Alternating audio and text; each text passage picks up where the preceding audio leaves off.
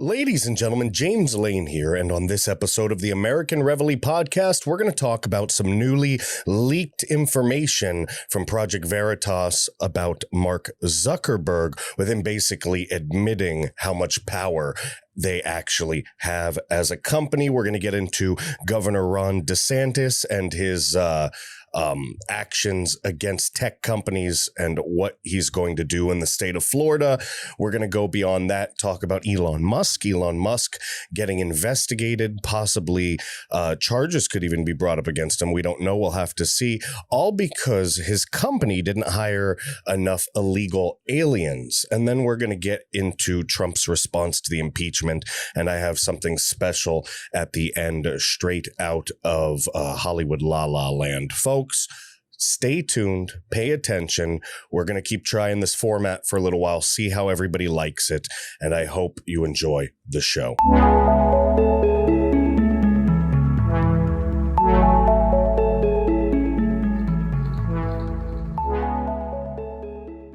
Ladies and gentlemen, JAMESLANE here. How you guys doing today? This is the 64th episode of the American Reveille Podcast. If you wonder why I'm not shouting and screaming and all excited, it's because I'm doing this in the wee hours of the morning, well before anyone's awake, well before I have to be at work today, since I do still have a day job, folks. So let's just say today is going to be heavy coffee, folks. Heavy coffee. A lot of you guys know exactly what I'm talking about. I know it's been a little quieter around here the last couple days. Like I've said in the last few videos, I'm going to be doing a couple more of these longer form videos that I can chop up a little bit just to try to create a little space in the meantime. We have so much going on at the American Reveille. We're in the process of scaling and expanding, getting new people. All kinds of folks have come out of the woodworks to help. I appreciate it. But while we're organizing these street teams, while I'm working with graphic artists to get these logos updated so the website can be completed this week, while I'm doing all of these different things, it takes a hell of a lot of time away from the podcast and what I'm doing. Sorry about the phone beeps, by the way, folks. I should have shut that off beforehand, but now we're already filming. So, hey, it is what it is. But apologize about the unprofessionalism. Blame it on the fact that I still need more coffee. I'm supplementing that right now with a little sugar-free nom-noms right here. So hopefully that'll get a little more pep in my step. But right now is the best time to get these videos out for me, just because you could imagine, right? Like my Monday through Friday, I wake up at like 2 or 3 in the morning. I try to get a little work done for this. I rush, get my stuff together, and I get to my job by 5, 6, 7, depending on the day. Work out a full day. There's no social media, so I'm not sneaking off to the bathroom to do social media posts, since Facebook has me shadow banned, Twitter has me shadow banned. All the different companies make it difficult. Gab, CloudHub, Telegram are there. We've been pumping into them, but they don't have a far-reaching algorithm. So we're working on it. The problem is, as you can imagine, for a company that we're trying to build, you would need people to be dedicated to that, right? So for Parler, for example, I grew the Parler following to over 15,000 by hand. I talked to every single one of you folks that were following me. I didn't do it by paying somebody or going through an advertisement company or anything like that. No, we did it the old school way. And that's the same type of thing we're going to be doing with the street teams. It's just, not the way people do it today. And that's okay, because it'll have a greater impact, in my opinion. And of course, we're going to branch back into social media once Parler comes back and some other alternatives grow a little more. We have profiles on Gab and CloudHub and like I said, Telegram, all these other places. They just aren't getting the attention they may need. And when you do the risk to reward ratio, when you take a look, in business, and you try to schedule your lag and lead time. And in project management, there's a thing called lag and lead time, where your lag time is basically the time that impacts a project negatively, that constrains the time. And your lead time is time you have in advance, right? Time that you can inflate, time that if you, for example, complete a project early, you add that onto your lead time, and you can actually make things a little bit more cushiony, a little more easy. So when I have to look at this and I have to think about the amount of man hours, right, that would be put into Clout Hub or Gab, right? I would need somebody posting on there for 10 hours a day, every day for months and months and months to really start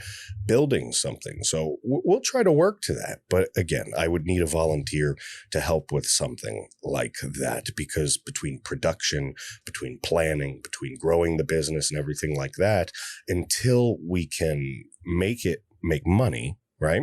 And I can quit my day job and put 40 more hours to this. That plus, oh, by the way, I'm writing my dissertation for PhD. So you can imagine I have lectures during the week.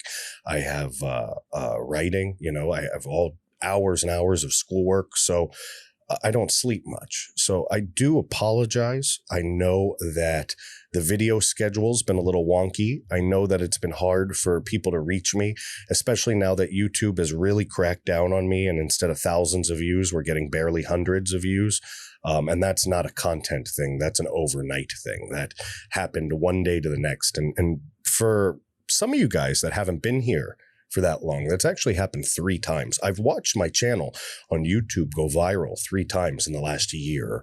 I've watched videos go up to tens of thousands, almost into the 100, and then all of a sudden, boop, boop, boop, boop, boop, boop, YouTube just erases. They just reverse it. That you look and it goes from 10,000 to 9,000 to 5,000 to 1,000. And all of a sudden your video has 200 hits and you're like, hey, that makes no sense. It was 10,000 hits yesterday. So they do what they do to try to squeeze us out of this game. But folks, they cannot squeeze me hard enough because as Tyler Durden might say in Fight Club, they don't know what I've been through, ladies and gentlemen. Not many people do. So getting rid of me is going to be like trying to kill the cockroach. It's not going to be easy, folks. With that being said, I appreciate you listening to this long intro. I wanted to touch base with you guys. I appreciate everything. I love you guys so much, and everything you guys are doing, all the support, spreading the word, getting the message out for the American Reveille. I greatly appreciate it. And I just want you to know that we know, all of us here know, that we couldn't do any of it without you. So I felt that it was the right thing to do to show you the respect and be honest and upfront with you and let you know what's happening and where we're going. All right. Things might seem a little quieter around the American Reveille, but it's like the quiet before the storm, right? It's that eerie silence on the launching pad before the rocket blasts off. So I don't want you to think it's anything other than that. So folks, with that being said, I want to go into a couple different stories here. What I'm going to do is we're going to do this long, hour-long podcast, go through multiple different topics like I talked about in the intro. And then later on, I'm going to chop it up into 10, 15-minute segments. So you folks out there that don't have the time to sit through the hour and a half, 2-hour-long shticks that I put out, I want you to have some shorter content as well. It makes it easier. If you wanted to share something about President Trump or about DeSantis with a friend, but didn't want them to have to hear about Elon Musk, it's better to have some chopped up versions that you can send around, and also, to be frank, not everybody has the patience, tolerance, or wherewithal to sit around for an hour and a half in our busy days. So I get that. I'm trying to spread the content out for everyone. Give a little something for everyone. Really quick, before we get into this, 2 new great articles hit the American Reveille yesterday in the evening. Tracing the Real Pandemic by my writer, Thomas Marlowe. Real quick, guys. This is a long read. It is a big 3,000 word read, all right? But I'm going to tell you right now, this article right here, Tracing the Real Pandemic, you can find it on the front page at www.americanreveille.com. Slam dunk, grand slam, hit it out of the park. Wow. You want to read that article. All right. Also, from Andrew Penn, we got Joe Biden's America Last agenda. I'm not trying not to use Tom Marlowe's work to overshadow Andrew Penn's. You know, they both came out on the same night. Tracing the Real Pandemic's fantastic. And Joe Biden's America Last agenda is fantastic as well. It's a great read. It really goes into what Biden is doing to this country. It's just a shorter read. So pick your flavor, right? You could read both, but if you got the time, sit down, read The Real Pandemic. If you don't have that time, if you just got a couple minutes and are just looking for something to read on the John, something good, something quality that'll inspire you to think, come and check out Joe Biden's America Last Agenda by Andrew Penn. Some really good stuff. So folks, let's get into it. Let's start. I want to start with Project Veritas, right? Facebook insider leaks. Zuckerberg, Facebook execs admit Facebook has too much power and that they want to work with the Biden administration. This is Gateway pundit Christina Layla. This actually came out on January 31st, but I found that as the days roll by, some articles from a day or two or three ago take on new relevance. You know, in this gig, it's not always best to jump right on the headlines, right? You got so many people that just follow the headlines. They don't put a lot of their own unique thought into it. I want to give you the best of both worlds, right? This isn't a news show. This is an entertainment show, but I'm not going to lie to you. I'm going to give you the real news. I'm going to fact check everything as best I can within the scope of our researchers and our company. But ladies and gentlemen, you have to understand this stuff. You have to hear about this stuff. And if I can give it to you in a way that makes it go down with a spoonful of sugar, then I am, because I would much rather you get it somehow than not get it at all, if that makes sense. All right. This is important.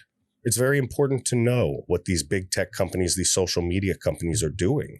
It's important to understand what they do to us as a culture and what their main motivation is. Folks, what the main motivation of every bad guy is. You've seen the movies. You've seen the TV shows. Every bad guy wants something that leads to the one main thing. Whether it's money, whether it's this or that, it all leads to this main thing. They all want power. That's it, ladies and gentlemen. Power. Big secret, right? Not hard to understand, not hard to figure out, not rocket science, not Dane Burgery, brain surgery, Schrain Burgery, however you want to call it, whatever mix and match people like to put to that term. Ladies and gentlemen, let's read. Project Veritas on Sunday night released insider leaked videos of Facebook CEO Mark Zuckerberg and other Facebook execs admitting Facebook has too much power. James O'Keefe and his Project Veritas team have obtained hours of leaked video from a brave insider at Facebook. This person still works at Facebook and is willing to continue exposing Zuckerberg and his organization's corruption. Zuckerberg was caught on video discussing President Trump's last few weeks in office. The president intends to use his remaining time in office to undermine the peaceful and lawful transition of power. That is a quote from Zuckerberg. By the way, who is Zuckerberg to make this decision, right? Who the hell is he to judge what he thinks or doesn't think the president is doing? I get it. He's the CEO of his company, but this is a company literally looking to affect politics. All right. Power, ladies and gentlemen, power. Plain and simple. Mark Zuckerberg is not a robot. In fact, he's the builder of the evil robots. You know, people look at the guy, right? They look at this guy, and I'm scrolling up here for those that are listening on Apple and other like Spotify, Google Podcasts, all those good places. I'm looking at a picture from Project Veritas of the Facebook symbol with Mark Zuckerberg next to it. And yeah, I get it. He looks like an alien. He looks like the little, for those of you, I'm going to age myself here. You remember the movie Mac and Me from the 80s with the little alien who used to drink Coca-Cola out of the straw? That's what he looks like. In fact, I'm going to do a favor. All right. I know there's a lot of folks out there that are a little older, a little younger. They're in the mix. I'm like right in the center there, right? About to be an old man, but almost there, not quite there yet, but it's right. It's right there. I could smell the oldness of myself walking in the room. I'm not going to lie. I'm old as dirt, ladies and gentlemen, but I'm going to Google this, or actually, sorry, I'm going to DuckDuckGo this. Check this out. This is Mac and Me from the 80s. Oh, yeah. We're totally going to go. Yep. You see that guy? That is 80s graphics right there before CGI. Look at this thing, right? Look at that thing. That, my friends, could totally be Mark Zuckerberg, proving that he's actually a space alien. No, Mark Zuckerberg's actually a piece of trash. He's some kid that invented a program in college that would rate how hot the chicks were that he wanted to do because he was a full-on geek and couldn't get laid. Sorry, not sorry. Sorry for the language. I hate to upset anybody who has a language filter early on. I am a sailor. I do apologize about that. But folks, understand that's what this guy is. So he's smart. He's a genius. He didn't have to learn to code. He knows the code. He probably wrote a lot of the code, but I'll tell you, that's how he started. Homeboy just wanted to rate chicks on college and turned that into Facebook as he went on. So now the guy that creates an app, the guy that is partially or fully or whatever responsible. I don't follow Mark Zuckerberg's life. I'm not his keeper. I don't clean up after him. I don't take his trash out. He can kiss my ass. This man thinks that he runs the government. We're going to keep reading. Zuckerberg said he wants to work with the Biden administration. President Biden already issued a number of executive orders on areas that we as a company care quite deeply about and have for some time. Areas like immigration, preserving DACA, ending restrictions on travel from Muslim-majority countries, as well as executive orders on climate and advancing racial justice and equity.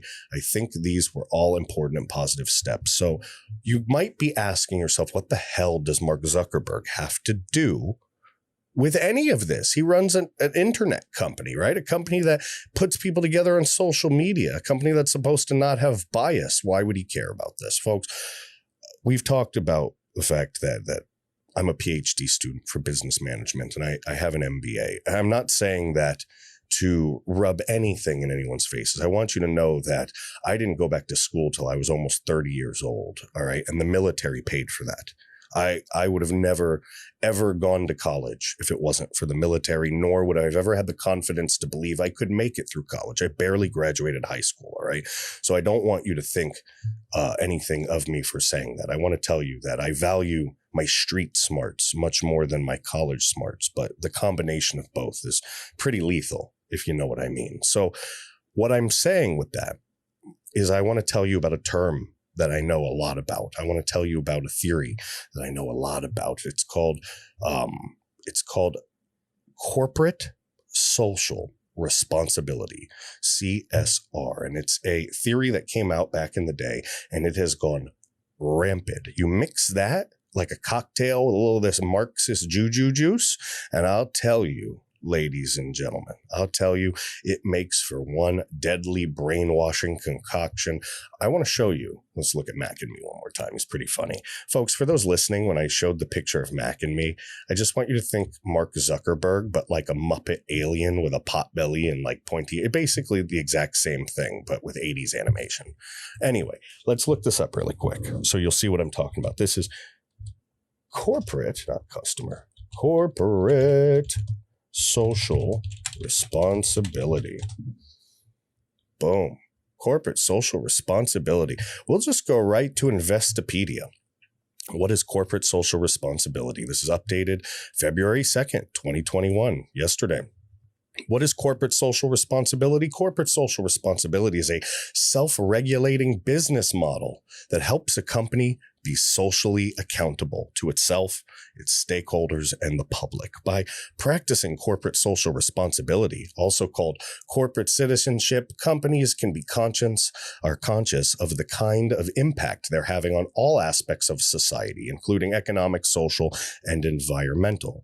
To engage in CSR means that in the ordinary course of business, a company operating in ways that enhance society and the environment, instead of contributing negatively to them. All right. This is a way for how the company operates. They say that a company is supposed to make society better. This started with environmental regulations. You know how companies would get called out for too much toxic gas and things like that. And it evolved into this. Well, here is what it really is. I've talked to a ton of CEOs. Come on, I'm doing a freaking dissertation for a PhD in business management. And guess what my concentration is, folks? My area of study is entrepreneurial studies, which means that I talk to entrepreneurs, which means that I've talked to a lot of CEOs. CEOs use CSR to make more money.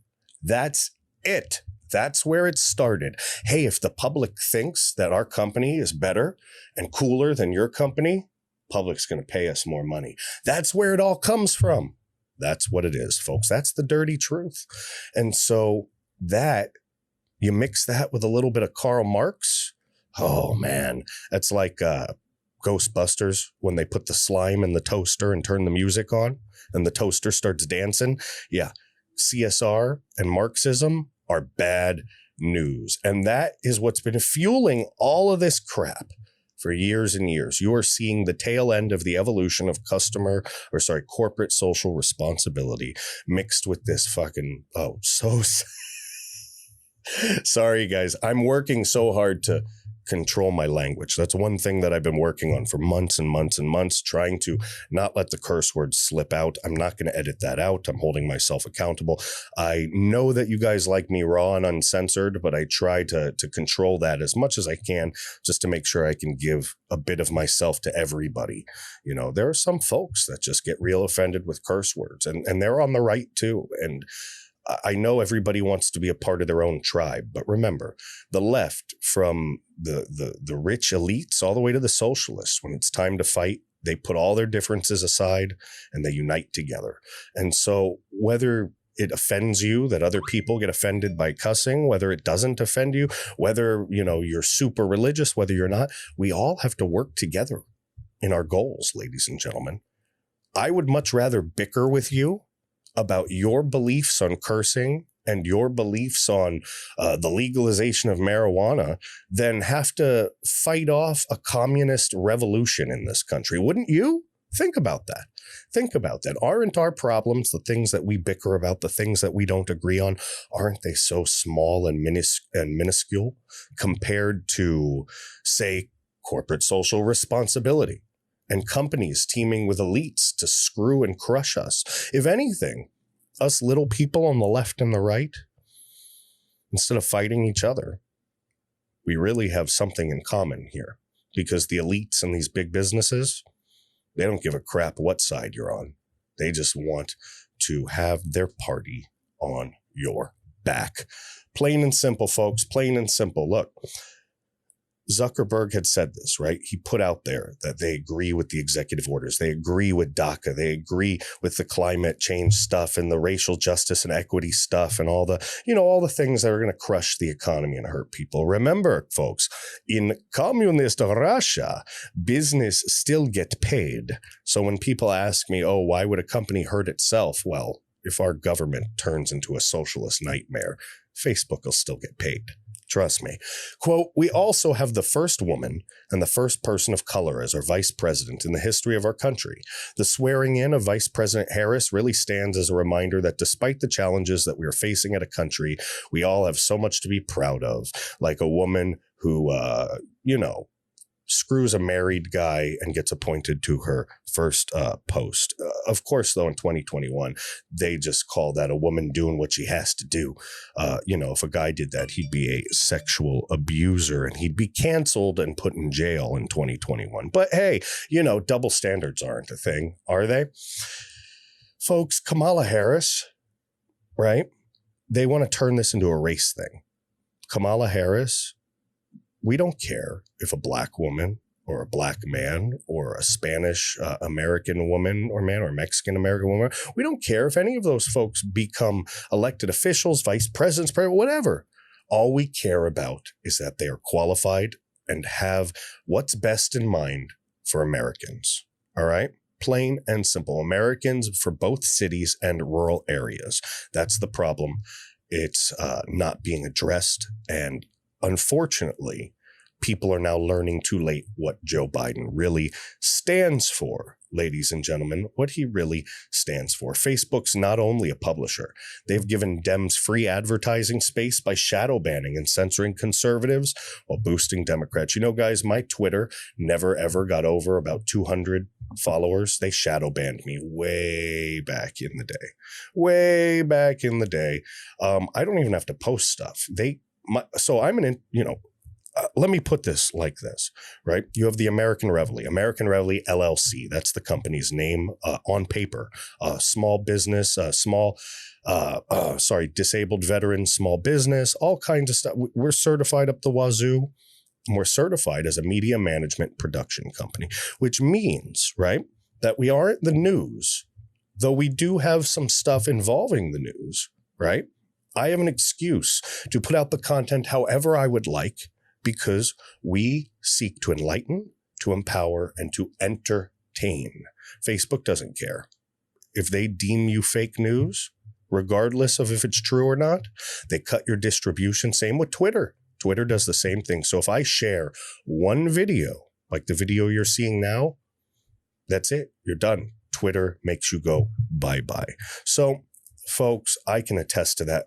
I can attest to that all day, and I know dozens and dozens and dozens of other influencers and people that can attest to it as well. Facebook censors political speech, promotes far-left partisan objectives while enjoying the protections under Section 230 of the Communications Decency Act.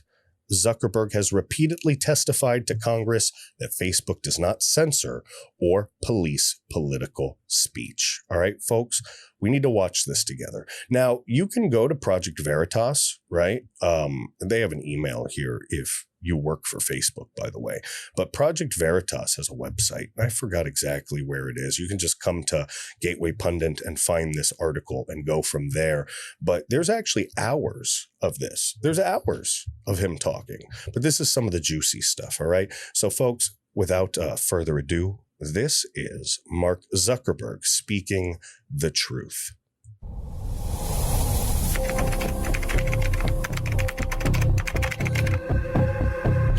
They got some good video folks over at Project Veritas.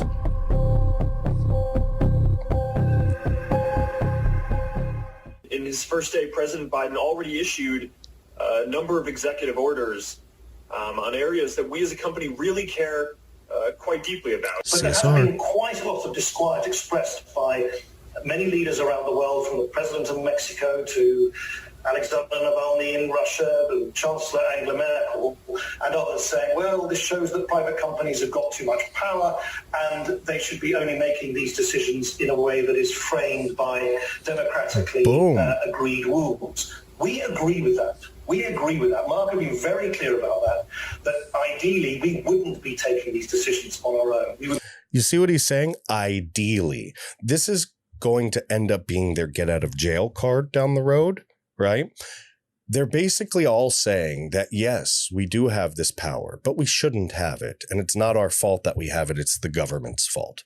This is the blame game, right? We're going to wield this mighty weapon, right? Imagine being like an ancient Greek and the gods send down a sword from the sky, a flaming sword, and you smite down your enemies with this flaming sword. And then Zeus comes down and says, how could you have killed all these people? And you drop the sword and you say, oh, but it wasn't my fault. I didn't make the sword. I didn't give the sword its power. That was you, Zeus. That was you guys. That was the gods. It wasn't me. I'm just the messenger. I'm just doing the dirty work, but I didn't start this. That's what they're saying. No, Nick Clegg, head of global affairs for Facebook. No, Mr. Zuckerberg, you are the owners of said flaming sword. We'll be taking these decisions in line with and in conformity with democratically agreed rules and principles. And at the moment, those democratically agreed rules don't exist. We still have to take decisions in real time. So they don't exist because nobody in Washington can get their act together because they're all bought and sold. Folks, come on. The Democrats want these platforms to censor more, right? And half the Republicans are rhinos that have companies paying them where Facebook and Twitter are in their best interest. So they're not doing anything either. Come on. You really think we're going to listen to Lindsey Graham now or Liz Cheney? You really think we give a crap what they have to say? You really think we believe them? Come on. Come on. The next time I take a quick editing break in this video, because there are certain points that I do break up the video so that we can put in small edits if need be, I'm going to shut the notifications off on these phones. I'm so sorry, guys. It usually doesn't go off this much. I usually have them somewhere else. So I actually, if you really want to laugh because of the business, I'm going to give you a little inside. You see that? That's called 3 cell phones, ladies and gentlemen. I have 3 cell phones with what we do here. So you can imagine it's absolutely swamped. And those things are just bring, bring, bring, bring, bring, bring all day. All day. All right. But let's get back to this for a second. What I'm going to say is that they are pointing the blame on Washington, right? We're all fighting each other in these weird different ways. We're pointing at the social media companies. Social media companies are pointing at Washington, and Washington's pointing back at us saying, no, you need to be regulated. Folks, the real problem is Washington. It is the elites. It is the system. And no, it's not systemic racism, because if you really want to talk about that, and that's a whole other video, systemic racism is actually coming from the left. They're being racist against the entire population of 80 million Americans that voted for Donald Trump. But no, folks, what's systemic in our government is a lack of ownership, a lack of accountability, and a lack of honor. We're talking about dozens and dozens and dozens and dozens and dozens and dozens and dozens and dozens and dozens and dozens and dozens and dozens and dozens. And I could just keep saying dozens. But that's how many people in Washington and in the deep state, that's what you want to call it, the swamp, however you want to call it. There's just dozens of them. Hundreds, if you want to add up the dozens, that literally care nothing more than to line their pockets and do what they're told. Not by the American people, not by you and me, but by companies like Facebook. We have a system that is able to freeze commenting on threads in cases where our systems are detecting that there may be a thread that has hate speech or violence sort of in the comments. These are all things we've built over the past 3-4 years as part of our investments into the integrity space, or efforts to protect elections. I wonder whether or not we can use Oculus to help a white police officer understand what it feels like to be a young black man who's stopped and searched and arrested by the police. I don't know what to say to that comment, because I come from a poor neighborhood and a bad neighborhood, and I've had the knee of a police officer in the back of my neck before. Okay. Isn't Oculus one of the programs they use to follow you like around? Like I heard about Oculus. I may be wrong, but correct me if I'm wrong. Isn't Oculus the program that Facebook has, that super secret squirrel program they have, where they can actually follow you once you get off Facebook? Like if you go from Facebook to, a porn site, they can watch you. They know you're on that porn site. I mean, and I'm not saying that we should all be going on porn sites. What I'm trying to say is that Facebook has technologies that are far beyond the scope of what's necessary and far beyond the scope of legality, ladies and gentlemen. How about, having technology that shows a young woman what it's like to be a young man and get taken for everything in a divorce? I mean, how far do you want to go with this? However you stretch it, however you put it, whatever spin you put on this, however you try to justify something other than this, all they say is that it's white supremacy and white racism, because at the end of the day, this is an attack on white males. Plain and simple. All right. Are there bad white males in this country? Oh, yeah. Are there bad black males too? Oh, yeah. Are there bad Latin Americans? Hell yeah. Are there bad everybody? Everybody, man, woman, black, white, transgender, straight, gay, whatever you are. Good and bad in all. If you have an argument against that, if you argue that that's not true because white supremacy is actually a mindset, you are a racist, bigoted piece of shit. That is the official statement from American Reveille LLC. Deal with it. Plain and simple. Let's watch the rest of this. And I want every major decision to run through a civil rights lens. I think that these were all important and positive steps. And I am looking forward to opportunities where Facebook is going to be able to work together with this new administration on some of their top priorities, starting with the COVID response. Crazy. This isn't uncommon. I work for a large company, and that company's doing very similar things through a civil rights lens. And most of us, we have to pretend or hide our identities or not talk about it if we want to keep our jobs. Nobody has said that, but we know. We know the truth, ladies and gentlemen, and you know the truth where you're working as well. It's very important that you see this stuff. It's very important that you understand the mindset of a Mark Zuckerberg. It's very hard for us to understand. It's very hard for us to wrap our mind around this. All right. I don't make a ton of money. I don't. Maybe one day I will, and that'll be nice. And if I do, I plan on doing a lot of good things, like a lot of these GameStop folks are doing, making that money and helping communities. But I'll tell you,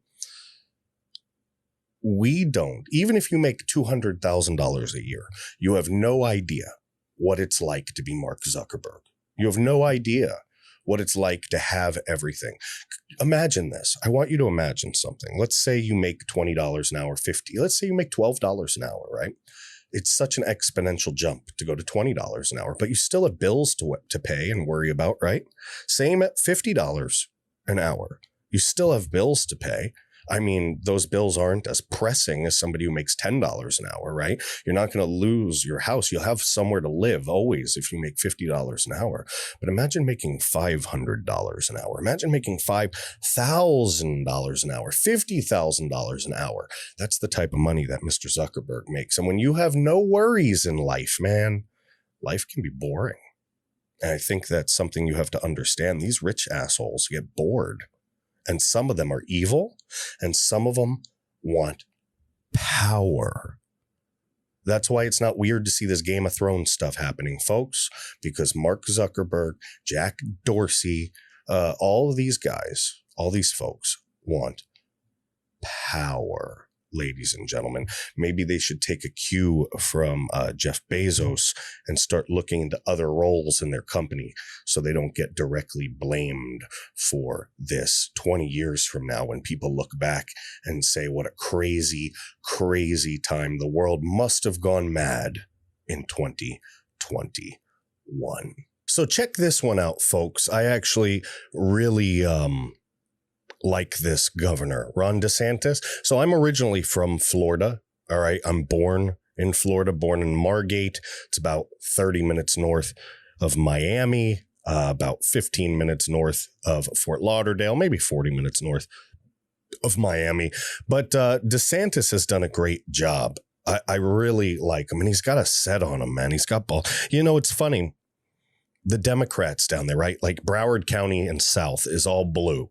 Florida is kind of like Washington or Cali, where it's just a couple of the big cities down south that make them swing states or blue state. Well, you know, Cali and Washington are blue states, but Florida could head there one day if Miami and Fort Lauderdale and Palm Beach doesn't get control of their Democrat problem. But let me tell you, DeSantis has done a great job. When I lived in Florida, it was the height of the opioid pandemic, right? We had drug problems. We had murders. We had horrible things, all right? My own father was involved in the drugs and the problems down there.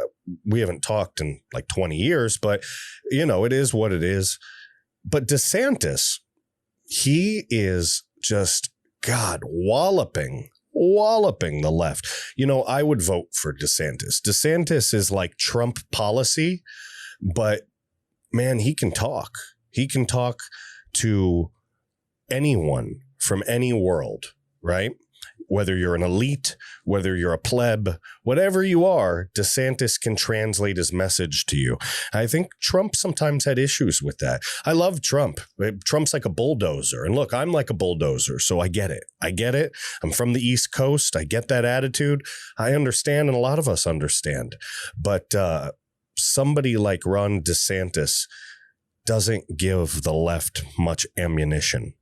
And I'll tell you, he can talk, and he seems to know his stuff. Arguably, the best governor during this coronavirus, this China virus nonsense. All right. This is Florida Governor Ron DeSantis. This is a picture of him speaking at a press conference held at Bayview Elementary School in Fort Lauderdale. I know exactly where that is. I've driven by it 100 times. Obviously, I don't live down there anymore. But if you are from South Florida, if you ever end up in Fort Lauderdale, there's a sub shop down there. There's a sub shop called La Spada's Subs. Now, I'm not vouching for them. They're most likely a left-wing joint, all right? I'm not saying they are. I just know who used to work in there like 20 years ago. I haven't been there for like 20 years, so it might not be. I might be talking right out of my butt. But these subs are to die for. So really quick, before we read this article, I want to show you what La Spada's Subs looks like. Look at this. La Spada's. You're going to see this sub and then hate me for the rest of this video. All right. And I'm going to do my best to describe it so those listening can hear. Oh, yeah. Look at that. Do you see these different pictures here? You see how they do this? Look at this. You could just Google them. They're famous. Look at that. That is a white hoagie. All right. A big, soft, pillowy, melt in your mouth. Yeah, we're going to describe this for the people listening. We start with a 16-inch long white piece of bread, a hoagie, a soft, delicious hoagie, and we cut it open. And then we load a crap ton of meat on it, load a crap ton of toppings on it, and load a crap ton more meat on it. That's the best description I can give. No, but folks, really, what they do is say you order like a roast beef, right? Look at that delicious. Look at this picture right here. The roast beef is nice and rare. It's red. It's beautiful. You see how they have it wrapped here? They take the bread, they slather on. They literally got like that mayonnaise knife that Hulk Hogan was using in that movie where he dressed as a ballerina. What was it called? Mr. Nanny? Back in the 90s. You remember that? Mr. Nanny? He electrocuted himself in the shower and he's like, anyway. He had this big knife, right? They spread the mayonnaise on the bread. Then they freshly slice your boar's head meat, all right? Roast beef, all that. They load it on there, cheese, lettuce, and they do something that most places don't, especially on the West Coast. These are called sweet peppers, these green and red peppers, and they're like candied peppers. They're sweet. They taste like hot peppers, but they're sweet, like they've been dipped in sugar. It's delicious on a sandwich. Guys, if you're ever in Fort Lauderdale, go to La Spada's. I've talked way too long. They should be paying me for this plug. I should be going down there with Dave Portnoy and saying, one bite, everybody knows the rules. We're doing the sub challenge, folks. But no, we're not doing that. Instead, I'm just torturing myself and you with this picture of this beautiful, delicious sub. That's really what I miss about the East Coast, folks. Just the food. All right. Look, Pacific food's delicious, right? I love sushi. I love there's teriyaki joint everywhere, right? But God, a good slice of pizza and a good sandwich, a good deli sandwich. Oh my God, I would be in heaven, ladies and gentlemen. But until then, the closest thing to heaven is going to be reading about Florida Governor DeSantis and how he's going to penalize big tech companies for unlawful practices. This is February 2nd. All right. February 2nd, 2021 by Masuma Haq. All right. We're going to read it. This is the Epic Times. Florida Governor Ron DeSantis announced the consequences that big tech companies like Facebook, Twitter, and Google will face if they violate the privacy of Floridians and interfere with citizens' access to candidates during an election. The Republican governor criticized the manipulation of news and censorship of certain individuals while detailing the new legislation's harsh penalties during a press conference from the Florida Capitol on Tuesday. Quote, Floridians should have the privacy of their data and personal information protected, their ability to access and participate in online platforms protected, and their ability to participate in elections free from interference from big tech protected. Mr. DeSantis, here, huzzah, sir. I agree with you 10 million%. Let's get Parler back on. Let's unshadow ban everyone. Look, I don't necessarily think Twitter and Facebook are going away, but I do think that they can be broken up. They can be destroyed. They can be pulled apart. They can be ripped apart. They can be made free and fair for everyone without a Zuckerberg at the helm, without a Dorsey at the helm. And the government's going to have to do a lot of this. So they'll be there. They'll be here, in my opinion. One might not. Maybe Facebook will disappear. They don't care about it as much anymore, but they'll be here. And when they are, they'll just be these open, gutted platforms. And when Zuckerberg is looking in the mirror, wondering what happened to his old company, he'll have to tell himself that he should have just done the right thing. Quote, he said that over the years, these platforms have changed from neutral platforms that provided Americans with the freedom to speak to enforcers of preferred narratives. All right. They literally changed from neutral platforms, right, that provide Americans the freedom to speak. And now they are enforcers, mafia enforcers, communist, socialist, freaking tyrannical enforcers, ladies and gentlemen, of the preferred narrative, the approved narrative. Remember, folks, right now in China, they're burning religious books.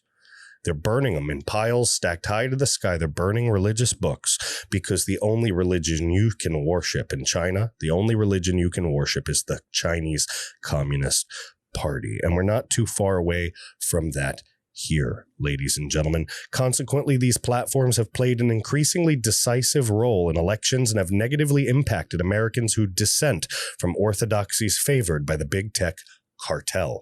DeSantis alluded to the tech giants moderating news that was unfavorable to President Joe Biden, banning high-profile conservatives, including President Donald Trump, from Twitter, all right, and Facebook, and their removal of the Parler social media platform from Amazon's servers. The Parler social media platform that's costing us 15,000 views a month.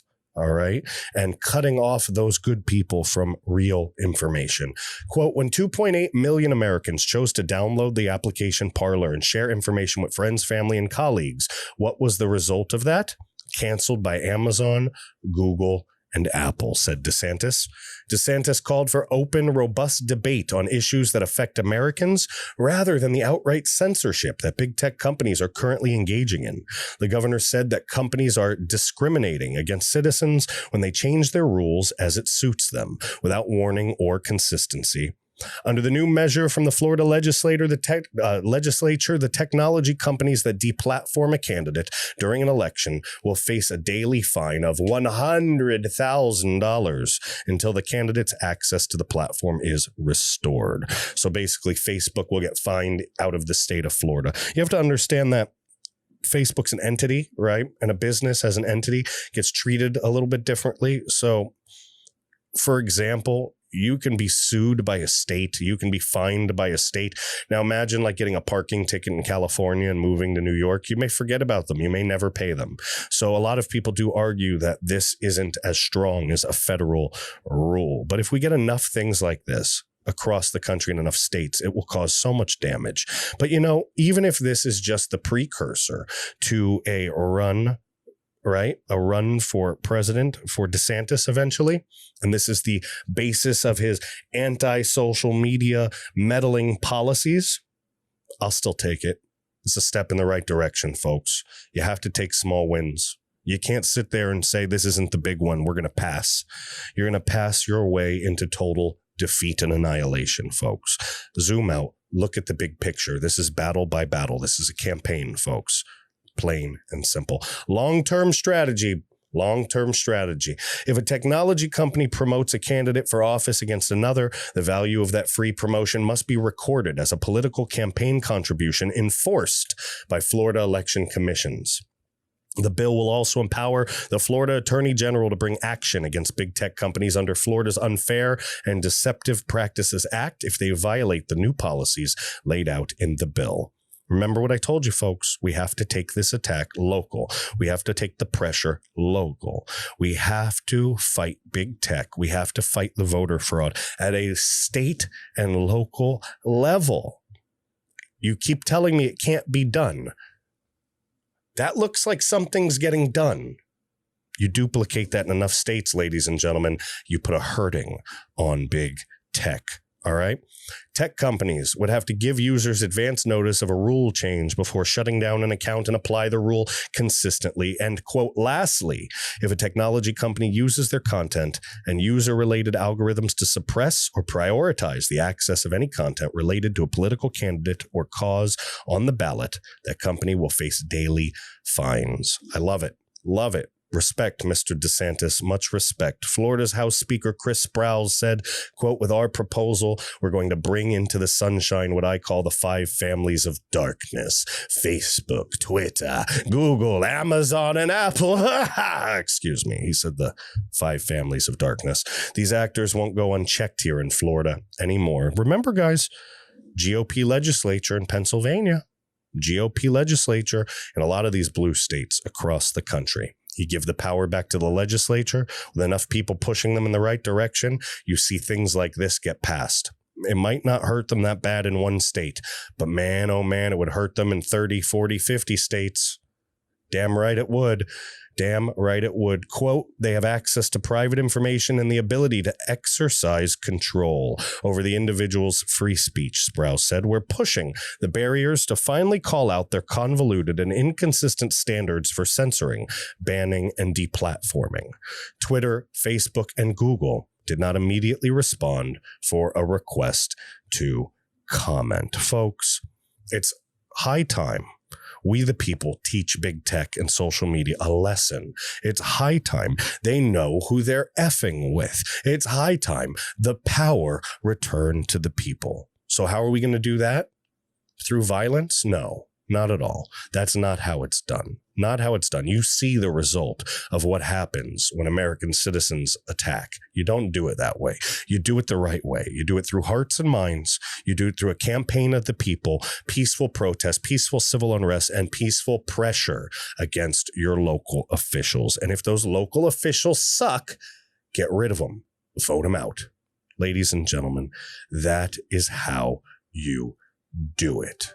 All right. Now, unfortunately, with this new DOJ, well, maybe the same old DOJ, I'm starting to believe the CIA, FBI, and DOJ actually run the government and the president's a hostage. But I digress. That's my own personal theories. This DOJ is off the rails. And though Florida is going against big tech, right? Florida's going against social media and Facebook. The DOJ, the government, the Bidens of the world are going against their enemies, even if they're one of the richest people in the world, even if they're going to take us to Mars, even if they are one of the brightest minds on the planet. Folks, the DOJ is investigating Elon Musk.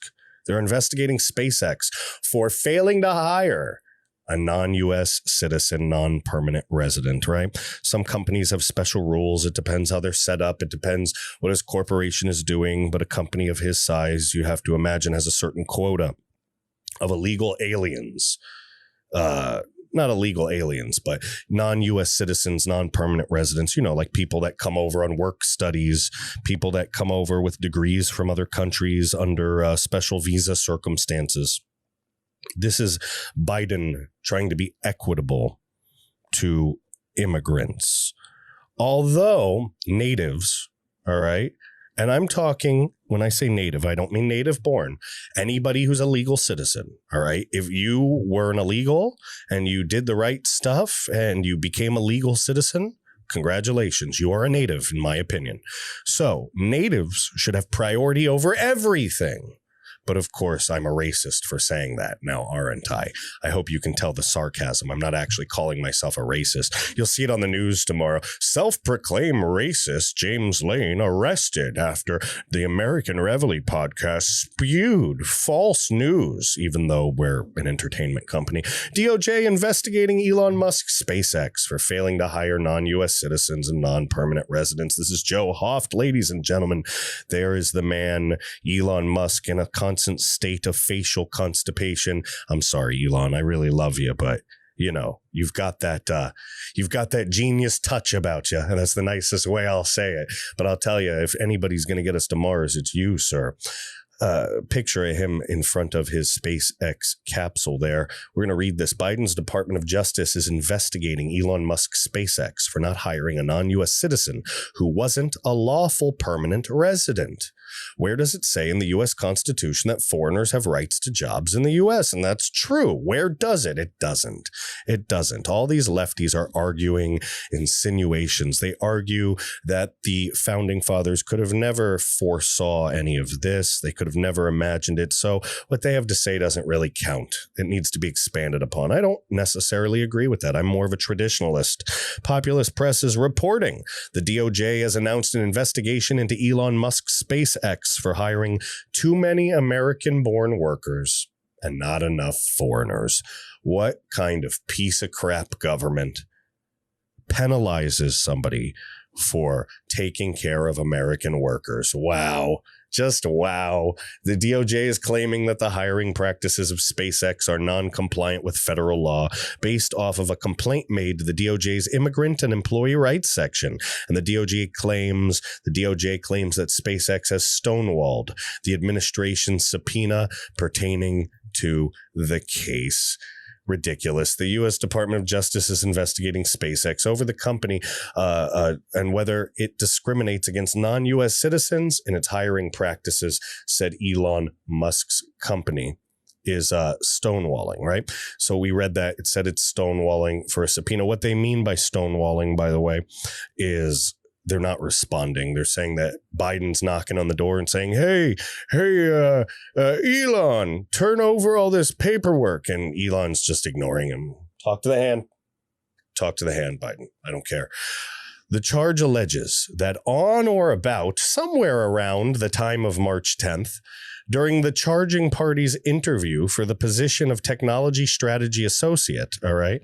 Technology Strategy Associate. So remember, this is like level 1 strategy dude at SpaceX, all right?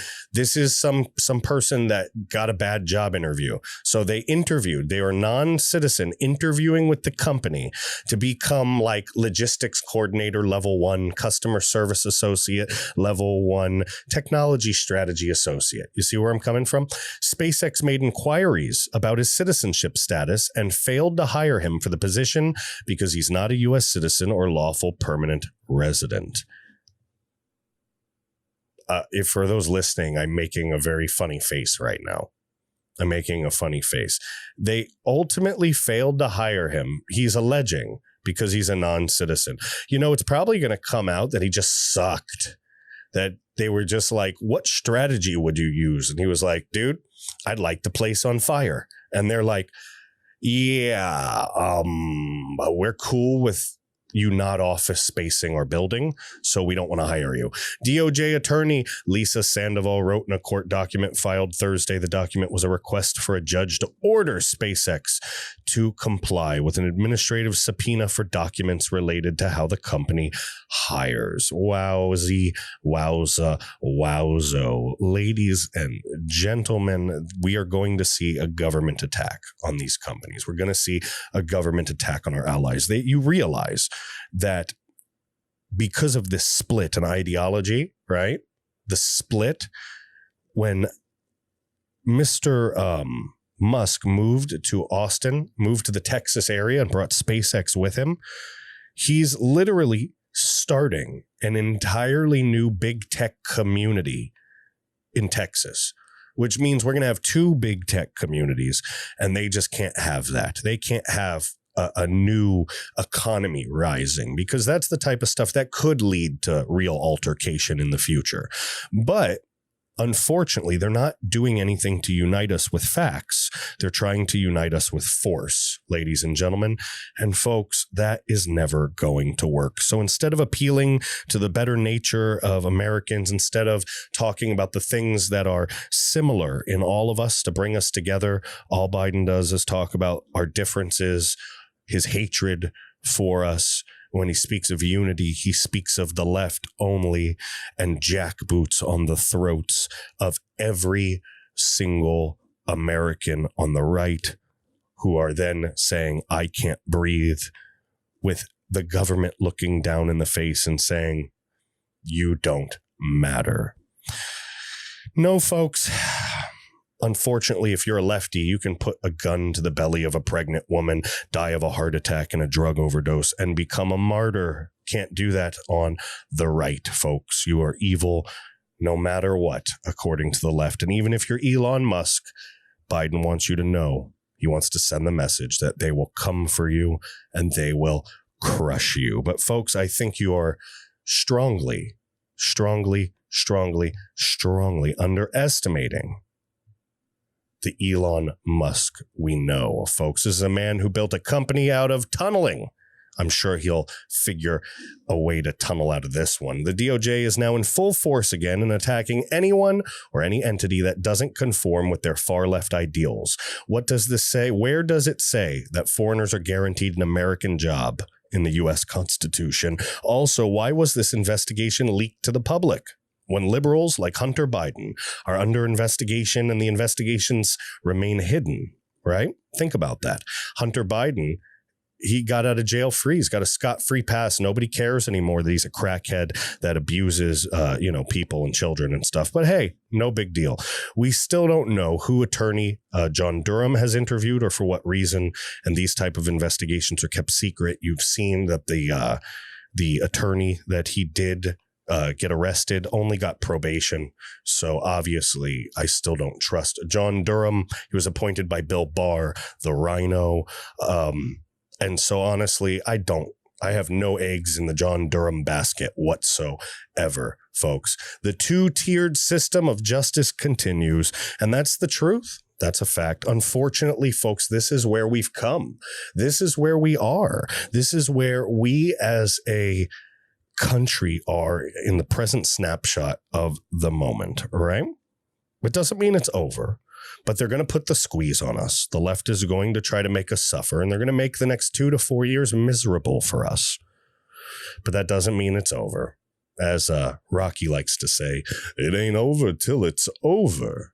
All right, folks, plain and simple. And speaking of over, one thing is over before it even started, and that, my friends, is the impeachment of the 45th president of the United States, Donald J. Trump. Problem is, Trump's not the president right now. So how do you impeach him? The answer is you don't. This is probably dead on arrival, though they're going to make a big pissing match about it, a big show, a big hoopla, if you will, all about this unconstitutional act taking place by a vengeful elite political party. Ladies and gentlemen, this is an article from the Gateway pundit Christina Layla.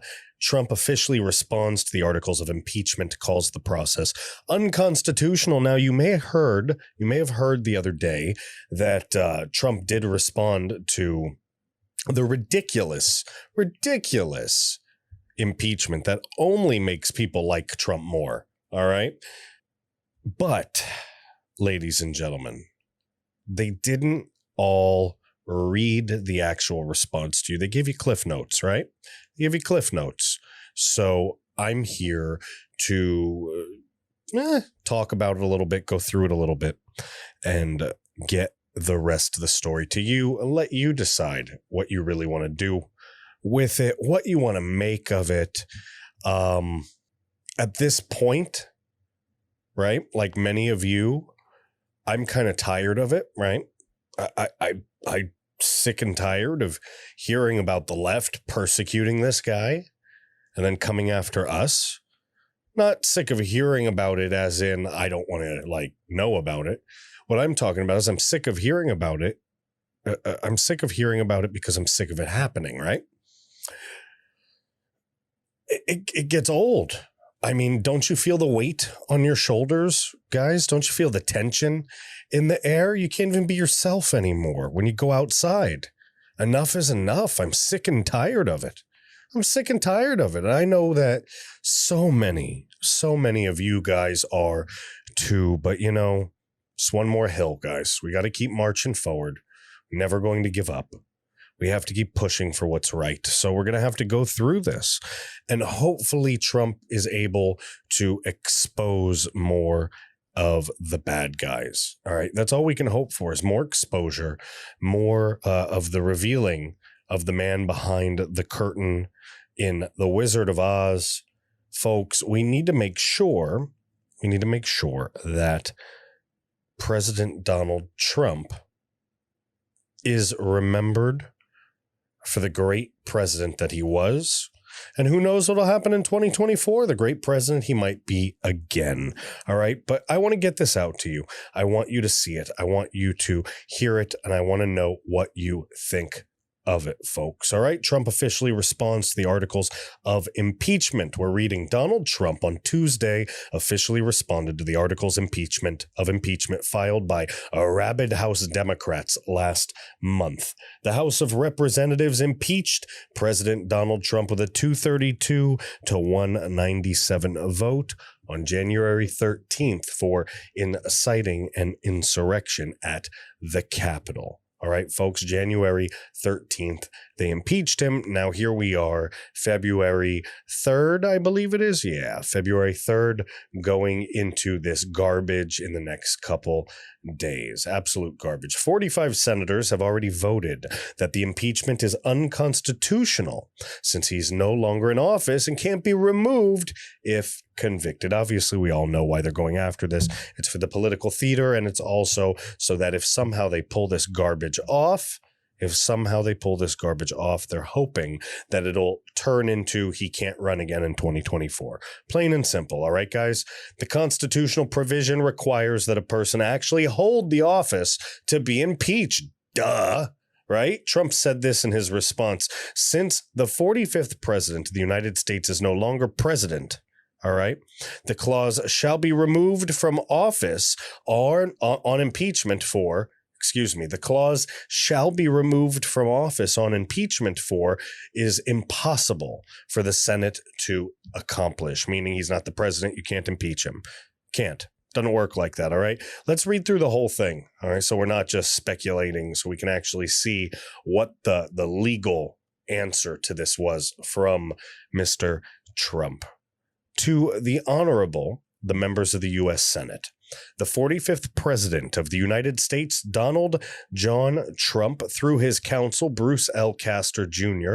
and David Schoen, hereby responds to the articles of impeachment lodged against him by the United States House of Representatives by breaking the allegations out into 8 averments and respectfully represents. 1. The Constitution provides that the House of Representatives shall have the sole power of impeachment and that the president shall be removed from office on impeachment for and conviction of treason, bribery, and other high crimes and misdemeanors. Answer 1. Admitted in part, denied in part, as not relevant to any matter properly before the Senate. It is admitted that the constitutional provision at Averment 1 is accurately reproduced. It's accurately reproduced. It's denied, though, that the quoted provision currently applies to the 45th President of the United States since he's no longer the president. The constitutional provision requires that a person actually hold office to be impeached. Since the 45th President is no longer the president, the clause shall be removed from the office on impeachment for is impossible. All right. It's impossible. All right. I'm going to have to click into this to make it work here. All right. It's impossible for the Senate to accomplish, and thus the current proceeding before the Senate is void ab initio. I don't even know if that's how you say that, but it sounds like it means it doesn't count. As a legal nullity, yep, null and void. That runs patently contrary to the plain language of the Constitution. Article 1, Section 3 of the Constitution states, judgment in cases of impeachment shall not extend further than to removal from office and disqualification to hold and enjoy any office of honor.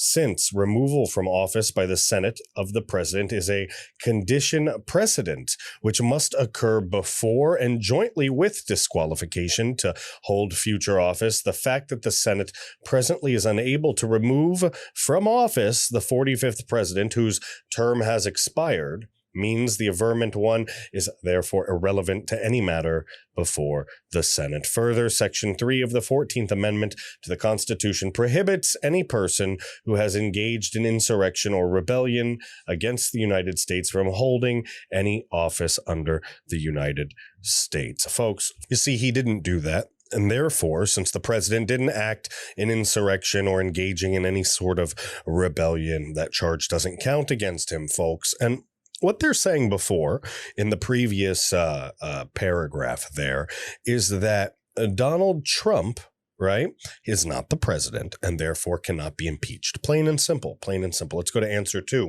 Admitted in part, denied in part, and denied as not irrelevant to any matter properly before the Senate. It is admitted that phrases from Section 3 of the 14th Amendment to the Constitution are correctly replicated in Averment 2. It's denied that the 45th president engaged in insurrection or rebellion against the United States. So what he's basically getting at is what they're stating, their reproduction of what it is said in the Constitution. He's saying, yeah, you're correctly quoting the Constitution, but you're not correctly quoting, you're not correctly depicting what President Donald Trump took part in. It's denied that the 45th president engaged in insurrection or rebellion against the United States. The 45th president believes and therefore avers that as a private citizen, the Senate has no jurisdiction over his ability to hold office, and for the Senate to take action on the averment would constitute a bill of attainder in a violation of Article 1, Section 9 of the U.S. Constitution. All right, folks, that again is stating that he's a private citizen. The Senate cannot impeach him. Let's move forward. The 45th president asks that the Senate dismiss Averment 2 relating to the 14th Amendment. Obviously, there is another form that this goes with, and that form is obviously the article of impeachment and what they are charging Trump with. That's what this is. He is responding to that in these answers. That's a whole podcast onto itself where we could go back and forth, and I may do that if enough people request it, but you can always look up the impeachment charges and take a look at what I am responding to by going through this, ladies and gentlemen. In his conduct while President of the United States and in violation of his constitutional oath faithfully to execute the office of President of the United States and to the best of his ability preserve, protect, and defend the Constitution of the United States, and in violation of his constitutional duty to take care that the laws be faithfully executed. All right? This is the third charge, right? And what they're saying is that the president himself did not execute his oath properly.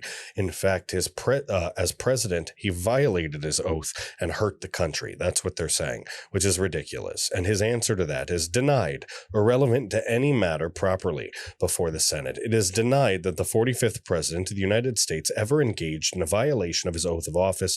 To the contrary, at all times, Donald J. Trump fully and faithfully executed his duties as president of the United States, and at all times acted to the best of his ability to preserve, protect, and defend the Constitution of the United States while never engaging in any high crimes or misdemeanors. Since the 45th president is no longer president, the clause shall be removed from office on impeachment for referenced at Averment 1 above is impossible.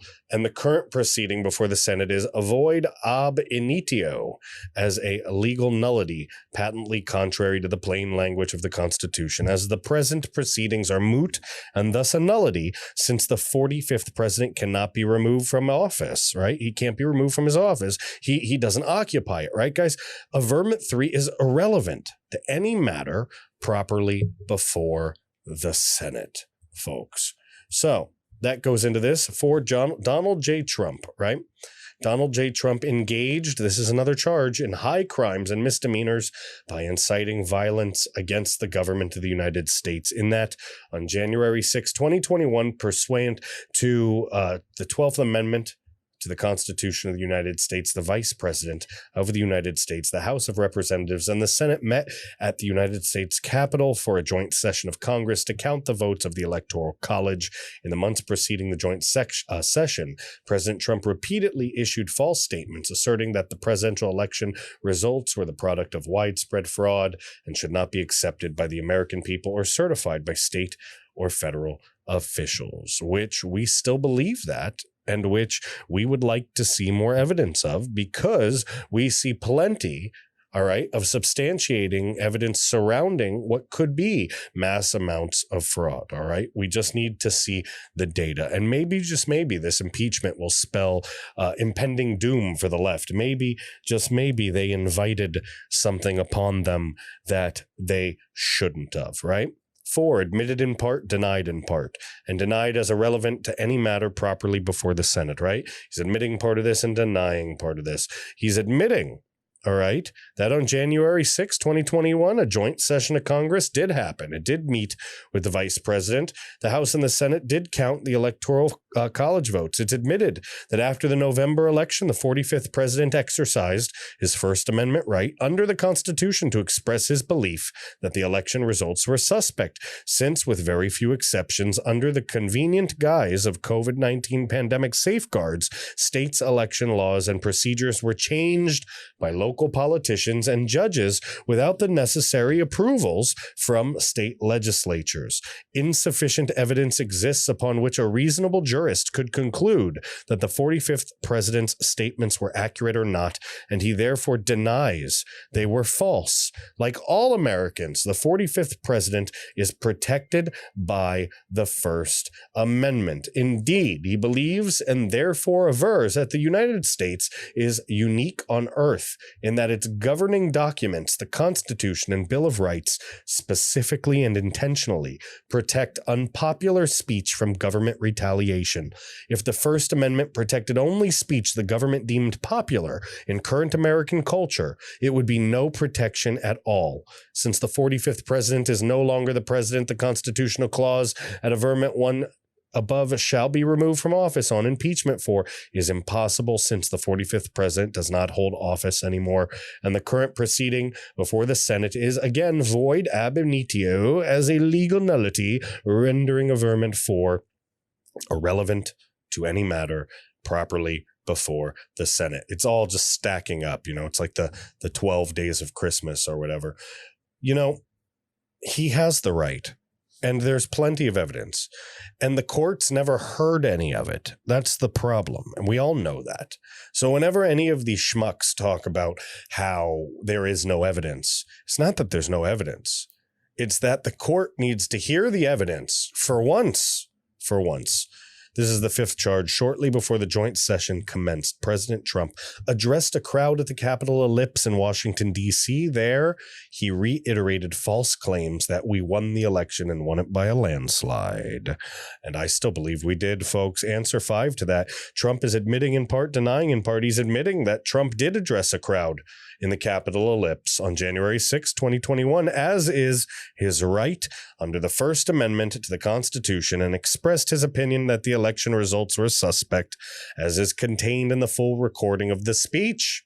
To the extent averment 5 alleges his opinion is factually in error, the 45th president denies this allegation. That means that the president is saying there is voter fraud. Screw yourself. You're going to hear about it. That's what he's saying there, ladies and gentlemen. He also willfully made statements. This is the next charge. He also willfully made statements that in context encouraged and foreseeably resulted in lawless action at the Capitol, such as, quote, if you don't fight like hell, you're not going to have a country anymore. Thus, incited by President Trump, members of the crowd he had addressed in an attempt to, among other objectives, interfere with the joint session's solemn constitutional duty to certify the results of the 2020 presidential election, unlawfully breached and vandalized the Capitol, injured and killed law enforcement personnel, menaced members of Congress, the vice president, and congressional personnel, and engaged in other violent, deadly, destructive, and seditious acts. Well, first off, folks, I want to say something. Why isn't the governor of Oregon impeached? Why isn't the mayor of Portland impeached? Why isn't the governor of Illinois impeached? The mayor of Chicago impeached? The governor of Michigan, right? Why isn't she impeached? Why isn't Wisconsin, Kenosha, right? Why aren't they impeached? Why isn't Governor Inslee of Washington State impeached? There's a whole line of jerk wagons that should be impeached well before Donald Trump. And they deserve it, ladies and gentlemen. They deserve it. This is going to be easy. They've got plenty of proof about this, and we'll talk about it in a second if they don't say it in this. Answer 6, admitted in part, denied in part. It's admitted that persons unlawfully breached and vandalized the Capitol, that people were injured and killed, and that law enforcement is currently investigating and prosecuting those who were responsible. Seditious acts is a term of art with a legal meaning, and the use of that phrase in the article of impeachment is thus denied in the context in which it is used. It is denied that President Trump incited the crowd to engage in destructive behavior. It's denied that the phrase, if you don't fight like hell, you're not going to have a country anymore, had anything to do with the action at the Capitol. And remember, folks, the left is going to so use that because, remember, they take everything literal. Everything is literal. They are the PC fun police. You can't haze. You can't have fun. You can't break in a group. You can't become a family. No, that behavior is mean. And you need a hug and a safe space, ladies and gentlemen. So you can't say you don't fight like hell, you're going to lose the country because that means you're going to hurt something. Shut the F up, lefties. Just shut up and cry in your safe spaces so we can keep laughing at you. He's denying it had anything to do with the action at the Capitol. He's saying it was clearly about the need to fight for election security in general, as evidenced by the recording of the speech. It's denied that the president President Trump did not intend to interfere with the counting of electoral votes. As is customary, members of Congress challenged electoral vote submissions by states under a process written into the congressional rules, allowing for the respective houses of Congress to debate whether a state submitted electoral votes should be counted.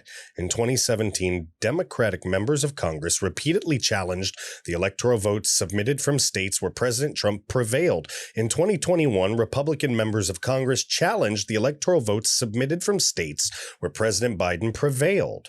All right. The purpose of the joint sessions of Congress in 2017 and on January 6, 2021 was for members of Congress to fulfill their duty to be certain the Electoral College votes were properly submitted and any challenges thereto properly addressed under congressional rules. Congress's duty, therefore, was not just to certify the presidential election. Its duty was to first determine whether the certification of the presidential election vote was warranted and permissible under its rules. See, Trump is still on that. His team is still on that.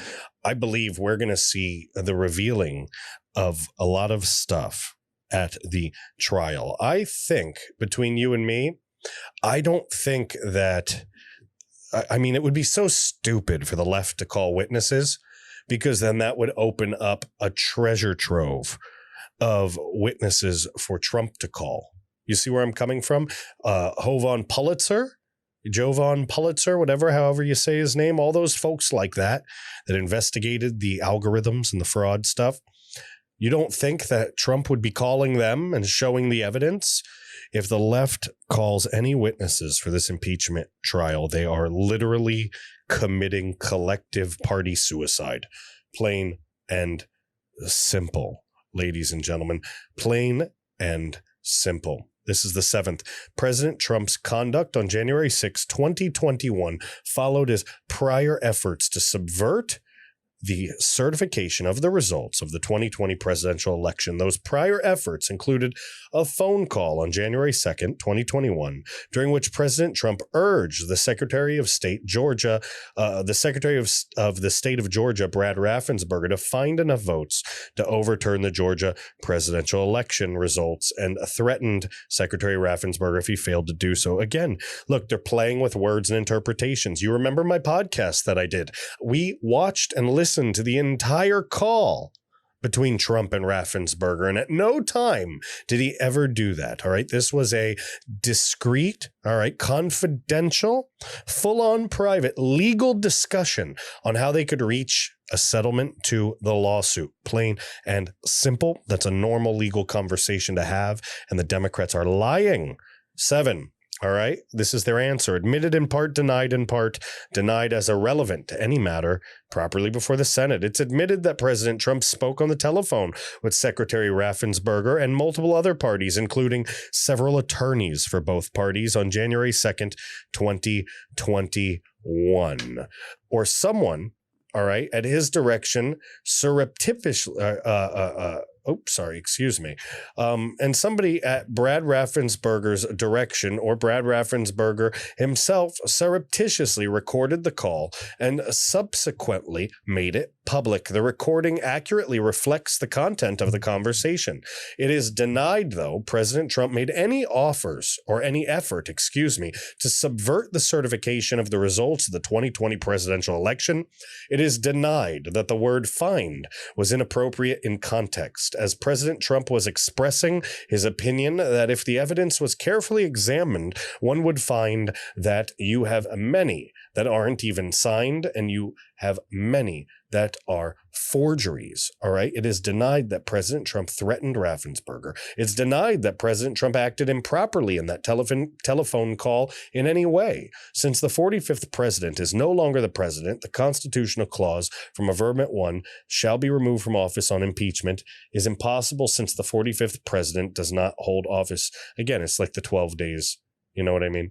It could be like, since the 45th president is no longer president, the constitutional clause from Amendment 1 shall be removed from office on impeachment 4 is impossible. Since he's not the president, it's void ab initio. Anyway, all right, I'm done singing. That's probably like the stupidest thing I ever put on video. But you're gonna have to deal with it. By the way, when you hear me make word errors, when you hear me read, because I'm noticing myself do it, and then I slightly pause and screw the word up, it's because I'm learning the flow, right? I'm teaching myself how to flow from paragraph to paragraph, from article to article, right? And sometimes you lose your place, or sometimes you have to transition between page and other page. And so I'm learning how to smoothly correct for that. All right. That's usually something that takes folks in this business years to do. I'm going to try to figure this thing out in a couple months so you can have a much better show on my part, ladies and gentlemen. And we'll also get the camera angle fixed and stuff. I know that for this episode and the last episode, it's been a little wonky. Like I said, we've been upgrading and changing the set. As you can see, I have this big empty shelf behind me that I thought my computer was going to be able to go on. But no, that didn't work out. So now I got to figure out something. By the way, folks, that'd be pretty fun. Any suggestions? I got a big shelf here and a big shelf there, folks. If any of you have any suggestions for what I should put on it, leave it in the comment section below, or email me directly, JAMESLANE at AmericanReveille.com. This is the 8th charge. In all this, President Trump gravely endangered the security of the United States and its institutions of government. He threatened the integrity of the democratic system. He interfered with the peaceful transition of power. He imperiled a co-equal branch of government. He thereby betrayed his trust as president. This sounds like Nancy Pelosi talking. To the manifest injury of the people of the United States.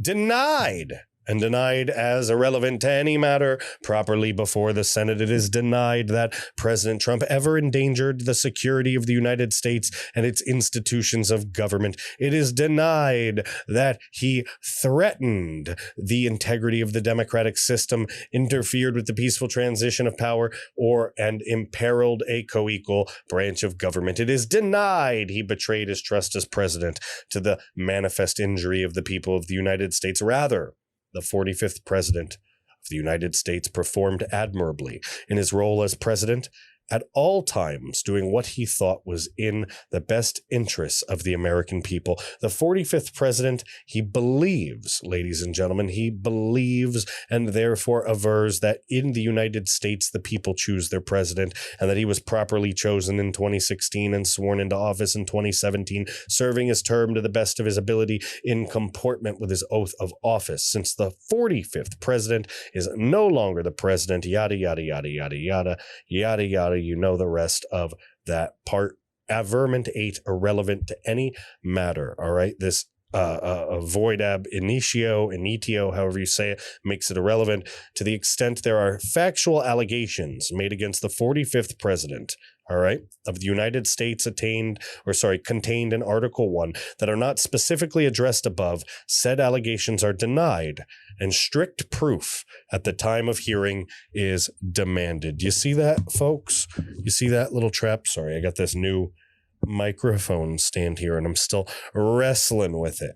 That's why my camera angle on my end's a little screwed up as well. I don't want this big stick right in your face. You see that? It's like bam, bam, punching you right in the face. So I don't want that. I got to figure out a better. I should have really thought about this, but that's all right. We're going to make it work. This thing's not the cheapest of mic stands, so you're going to just have to deal with that. Look at this thing. For those listening, I've got this heavy duty mic stand, this desktop mic stand that I got now, and it's kind of obnoxious and it's blocking my face a little. Maybe if I bring it up just a little, there we go. Look at this. Look at this. Boom, boom, boom, boom. For those who've been listening to me for a long time, I know you don't care that I'm doing this live on the air, recorded on the air. And for those new people that haven't been listening, no, not all of my shows are me talking to myself about my mic, but people seem to think it's funny. So why not? Why not keep talking to myself about this microphone? No, just kidding. It actually has a holster. Look at this. It has like a hand grip on it, right? It's like a tactical mic stand. Look at this thing. So if somebody breaks in my house and I'm out of bullets for some reason, because I'm either just a really bad shot because I'm rusty, or, because for some reason they're impervious to bullets, I can beat them to death with my mic stand. All right. Only the best physical torture for the people who break into my house and try to hurt my family. And by the way, lefties, for those that are going to have a freaking heart attack for me saying that, it is in my legal right to defend myself if somebody breaks into my house and intends to hurt my family.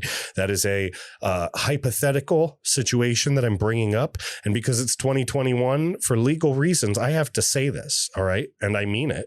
All right. So don't worry. All right. If nobody breaks in my house and tries to hurt my family, we're good. Merry Christmas. Legal defenses. Back to this. It's getting awkward. To this, look, shift your attention away from the pasty white guy with the really wacky, patchy gray and black goatee. Just see that? Just turn this way to the legal defenses. The honorable, all right? This is to the honorable members of the United States Senate. I wasn't going to read this when I first started this episode. I was going to read part of the defense, but we're right here anyway. And you're going to look at me like I'm a schmuck because I didn't go through the whole thing. So we might as well go through the whole thing. It's just a couple more pages, all right? This is another letter to the Senate.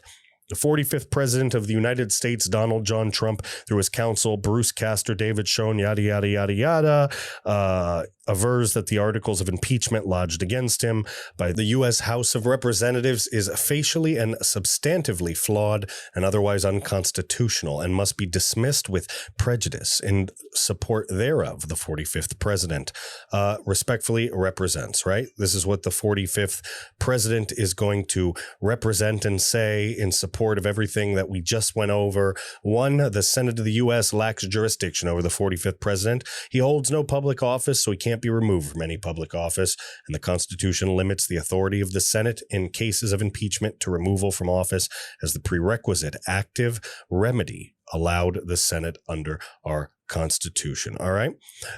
2, the Senate of the United States lacks jurisdiction over the 45th president because he holds no public office from which he can be removed, rendering the article of impeachment moot. and justiciable. I don't know. How do you say that word? Justiciable, whatever. It's one of those right there. All right. Correct me if I'm wrong. It's either justiciable or justiciable. All right. It's a non-justiciable question. 3, should the Senate act on the article of impeachment initiated in the House of Representatives? It will have passed a bill of attainder in violation of Article 1, Section 9, Clause 3, right? This is the summary. 4, the article of impeachment misconstrues protected speech and fails to meet the constitutional standard for any impeachable offense. 5, the House of Representatives deprived the 45th president of due process of law in rushing to issue the article of impeachment by ignoring its own procedures and precedents going back to the mid-19th century. The lack of process included, but was not limited to, its failure to conduct any meaningful committee review or investigation, engage in any full and fair, there we go, consideration of evidence in support of the article, as well as the failure to conduct any full and fair discussion by allowing the 45th president's positions to be heard in the House chamber. No exigent circumstances under the law were present excusing the House of Representatives' rush to judgment. The House of Representatives' action in depriving the 45th president of due process of law created a special category of citizenship for a single individual, the 45th president of the United States. Should this body not act in favor of the 45th president, the precedent set by the House of Representatives would become such that such persons as the 45th president similarly situated no longer enjoy the rights of all American citizens guaranteed by the Bill of Rights. The action by the House make clear that in their opinion, the 45th president does not enjoy the protections of liberty upon which this great nation was founded, where free speech and indeed free political speech form the backbone of all American liberties. None of the traditional reasons permitting the government to act in such haste were present. They didn't happen. There was no exigent circumstances. The House had no reason to rush its proceedings, disregard its own precedents and procedures, engage in zero committee or other investigations, and fail to grant the accused his, quote, opportunity to be heard in person or through counsel. All basic tenets of due process of law. There was no exigency, as evidenced by the fact that the House waited until after the end of the president's term to even send the articles over, and there was thus no legal or moral reason for the House to act as it did. Political hatred has no place in the administration of justice anywhere in America, especially in the Congress of the United States. All right? The article of impeachment violates the 45th president's right to free speech and thought guaranteed under the First Amendment to the United States Constitution. Very true. The article is constitutionally flawed in that it charges multiple instances of allegedly impeachable conduct in a single article. By charging multiple alleged wrongs in one article, the House of Representatives have made it impossible to guarantee compliance with the constitutional mandate in Article 1, Section 3, Clause 6 that permits a conviction only be by at least 2/3 of the members. The House charge fails by interweaving differing allegations rather than breaking them out into counts of alleged individual instances of misconduct. Rule XXIII, that's 23, if I'm not mistaken, of the Rules of Procedure and Practice in the Senate when sitting on impeachment trials provides, in pertinent part, that an article of impeachment shall not be divisible thereon. Because the article at issue here alleges multiple wrongs in the single article, it would be impossible to know if 2/3 of the members agreed on the entire article or just on parts as the basis for vote to convict. What they're saying here, if you're not following, is that in the rule book, right, there's a playbook, there's rules to this shit, to this impeachment. Excuse my language there. That just slipped out of nowhere. I didn't even expect it. It just went right out of my mouth. What they're saying here is that the rules show that you have to put one charge per one impeachment article. And this impeachment article is like a mishmash. It's like a casserole of different things thrown into one. So how could you get hundreds of people to agree on 10 different articles in one article, right? That's not how it's supposed to be done, yet that's how they did it. The House failed to adhere to strict Senate rules and instead chose to make the article as broad as possible intentionally in the hope that some senators might agree with parts and other senators agree with other parts, but that when these groups of senators were added together, the House might achieve the appearance of 2/3 in agreement, when those 2/3 of members in reality did not concur. In reality, they did not concur at all on the same allegations interwoven into an overbroad article designed for such a purpose. All right. Such behavior on the part of the House of Representatives may have a less nefarious reason in the alternative and simply be a byproduct of the haste in which the House unnecessarily acted while depriving the 45th President of the United States of his American right to due process of law. The 45th President of the United States believes and therefore avers that the defect in the drafting of the article requires that senators be instructed that if 2/3 of them fail to find any portion of the article lacking in evidence sufficient for conviction, the entire article fails and should be dismissed. All right. Finally, 8. This is a big one, a very important one. The Chief Justice of the United States is not set to preside over the proceedings contemplated by the Senate, as he would be constitutionally required to do if the House was seeking to have the president removed from office under Article 1, Section 3, Clause 6 of the U.S. Constitution. Once the 45th president's term expired and the House chose to allow jurisdiction to lapse on the article of impeachment, the constitutional mandate for the Chief Justice to preside at all impeachments involving the president evidently disappeared, and he was replaced by a partisan senator who will purportedly act as a juror while ruling on certain issues. The House actions thus were designed to ensure that Chief Justice John Roberts would not preside over the proceedings, which effectively creates an additional appearance of bias, with the proceedings now being supervised by a partisan member of the Senate with a long history of public remarks averse to the 45th president. The 45th president believes and therefore avers that this action of the House of Representatives additionally violated his right to due process of law because the House effectively maneuvered an ally in the Senate into the judge's chair. That is exactly what happened, ladies and gentlemen. That's what you need to see. That is what they're hiding from you. This is not all over the place, and it should be, because the president speaks some very important truths. All right. How can you have an impeachment trial without the Chief Justice over it?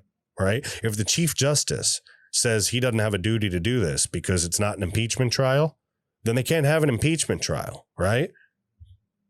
That's pretty much what's happening here. He doesn't have a constitutional obligation here. So why should the president have a constitutional obligation to show up and be impeached because he's not the current sitting president anymore? He doesn't have a constitutional obligation either. Wherefore, Donald John Trump, 45th President of the United States, respectfully requests the honorable members of the Senate of the United States dismiss Article 1 incitement of insurrection against him as moot and thus in violation of the Constitution because the Senate lacks jurisdiction to remove from office a man who does not hold office. In the alternative, the 45th President respectfully requests the Senate acquit him on the merits of the allegations raised in the article of impeachment. All right, the allegations respectfully submitted by Bruce Castor, David Schoen, the counsel to the 45th President of the United States, signed and dated February 2nd, 2021. This is the official full response. We deep dove the whole thing, right?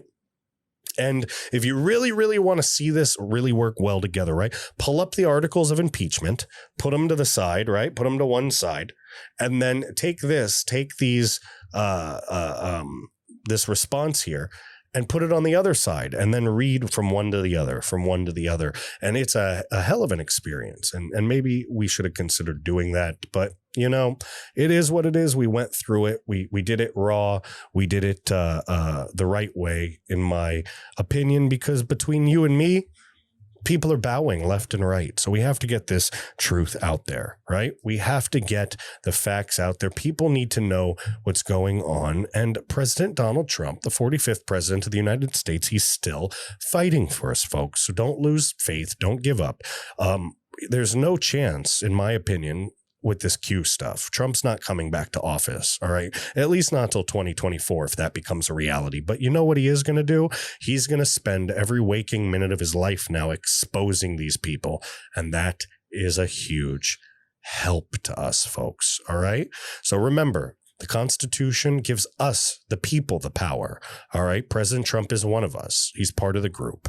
We have it in our hands to do the right thing, to pressure the right people, to peacefully put the squeeze on the local officials with the right influence, the right information, right? To empower citizens with knowledge. We have the right to do all of these things. We have the right to use our free speech. We are being oppressed. Yes. We are being oppressed, but that doesn't mean that we can't outsmart the system. All right, folks? So the system itself sometimes, unfortunately, is way too powerful. And I don't know what's going on with Parler, but I just heard that John Matze was fired as CEO. He was fired. Look at this. In a shocking turn of events, Parler CEO John Matze has been fired. He hasn't just been canceled. He's been fired, folks. I came across this article here. Obviously, look, Dan Bongino is an investor. He's a part owner. I don't think he's going to let it fail. But with all the hedge fund stuff going on and the main person that finances Parler, right? The main investor herself. I forgot her name. I'll look it up later and post it. But she is the daughter of hedge fund billionaires, I believe. So who knows how it's connected? Who knows where the dots go and the strings lie on the map? But for now, John Matze is a free agent. And I don't know what Parler's planning on doing. I don't know if they're coming back or if they're going to come back as a censored, crappy puppet version monitored by the leftist oligarchy. But it helps that we read this. It helps we go through this. It helps we understand so that we can foresee the future as it comes, ladies and gentlemen. So this is Fox Business by Brian Flood. Parler CEO John Matze says he's been terminated by board. I didn't participate in this decision. Future of Parler is no longer in my hands. Sad, guys. This is sad. Totally sad news. Let's read. Parler's terminated CEO John Matze, according to a memo Matze sent to staffers that had been obtained by Fox News. On January 29th, 2021, the Parler board, controlled by Rebecca Mercer, that's her name, that's who I was talking about, Rebecca Mercer, decided to immediately terminate my position as CEO of Parler. I did not participate in this decision. Matze wrote that I understand that those who now control the company have made some communications to employees and other third parties that have unfortunately created confusion and prompted me to make this public statement. Look at that. That means they're doing it behind his back like sneak thieves in the night. Who do you trust nowadays, folks? Who do you trust? We have to ask, is Dan even part of this? Did John do something? Did he become too much of a liability? What is going on? That's something we need to know. We really do.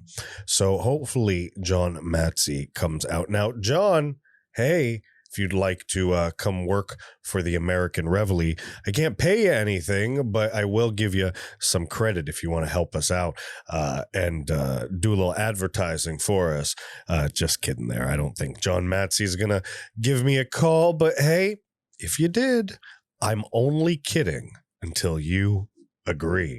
So Matze wrote over the past few months, he's met with constant resistance to his original vision for the social media platform following Amazon Web Services' decision to shut Parler down for failure to moderate egregious content related to the January 6th Capitol riot. And remember, this is Fox. They're going to be biased a little bit.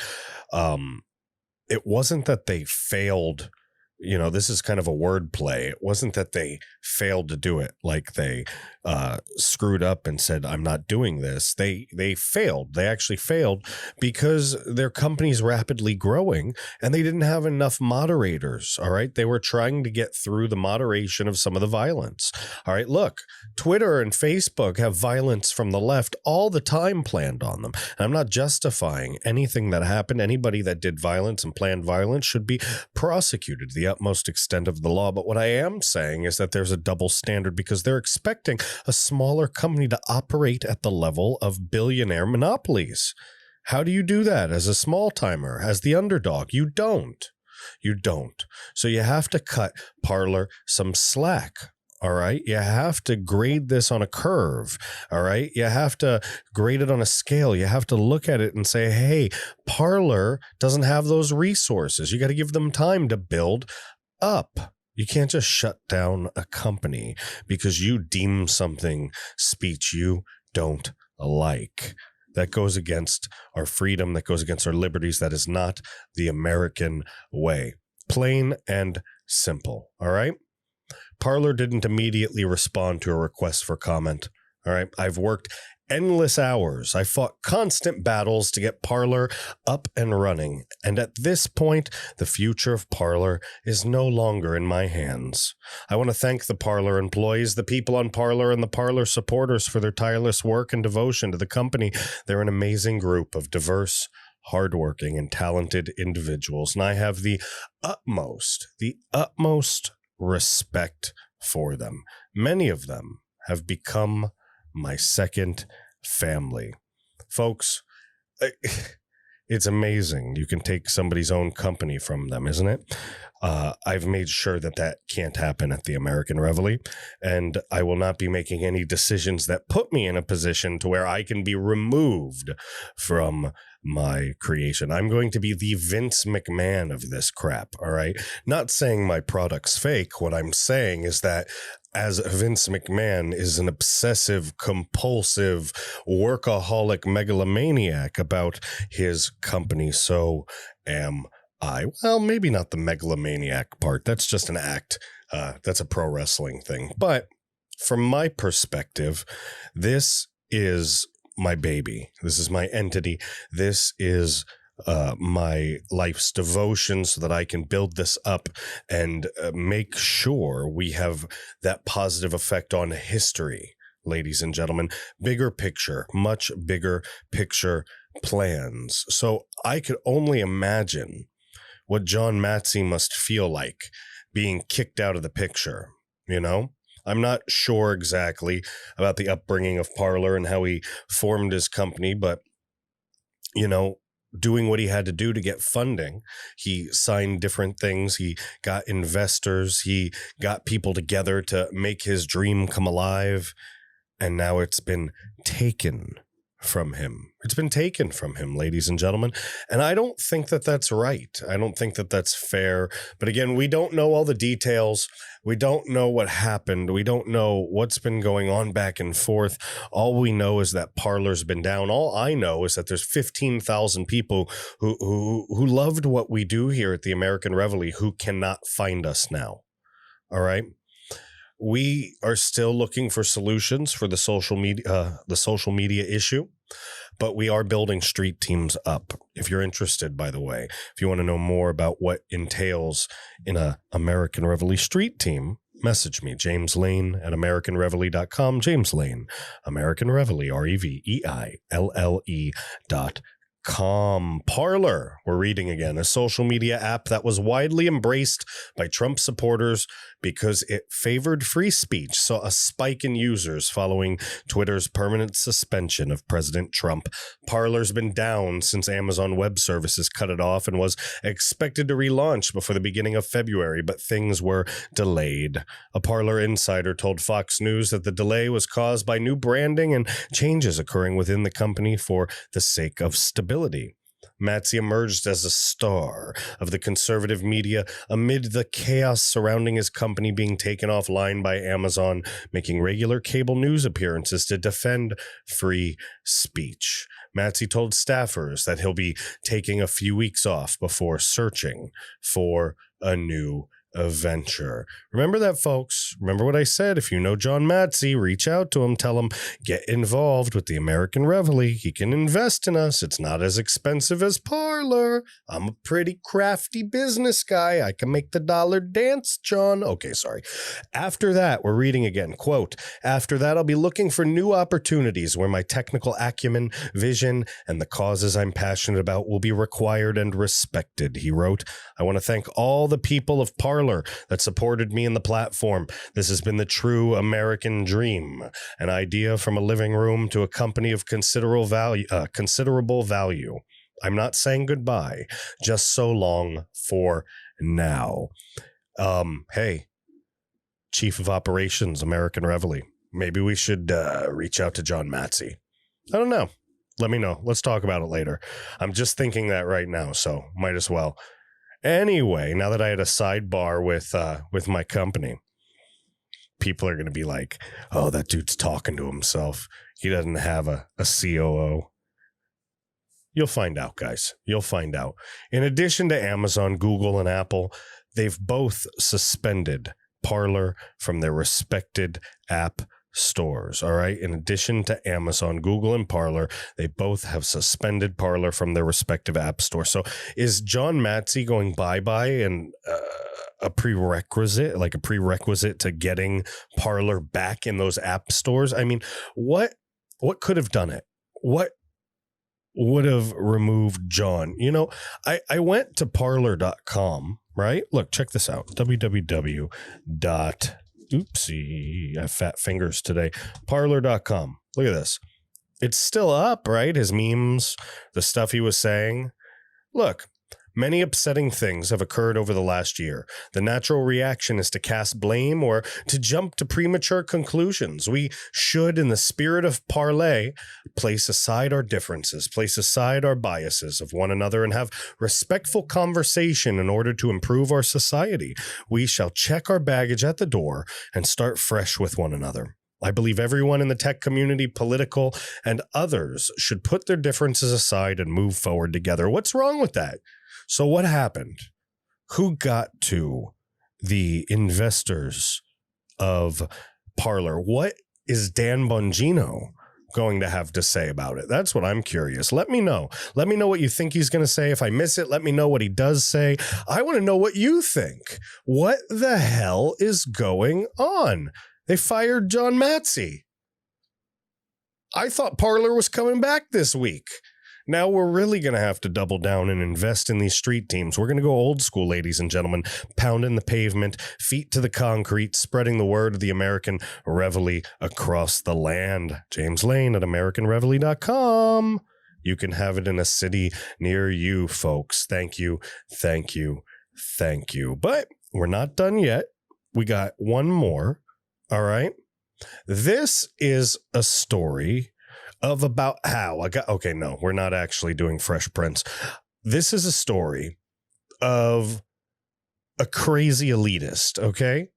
This is the story of a SoulCycle instructor. I thought that this was something different that we could do. I thought that going through this article would be a little fun because it truthfully demonstrates just how psychotic and out of touch with reality some of these lefties are. Really, like out of their minds. That's why a lot of these issues are happening.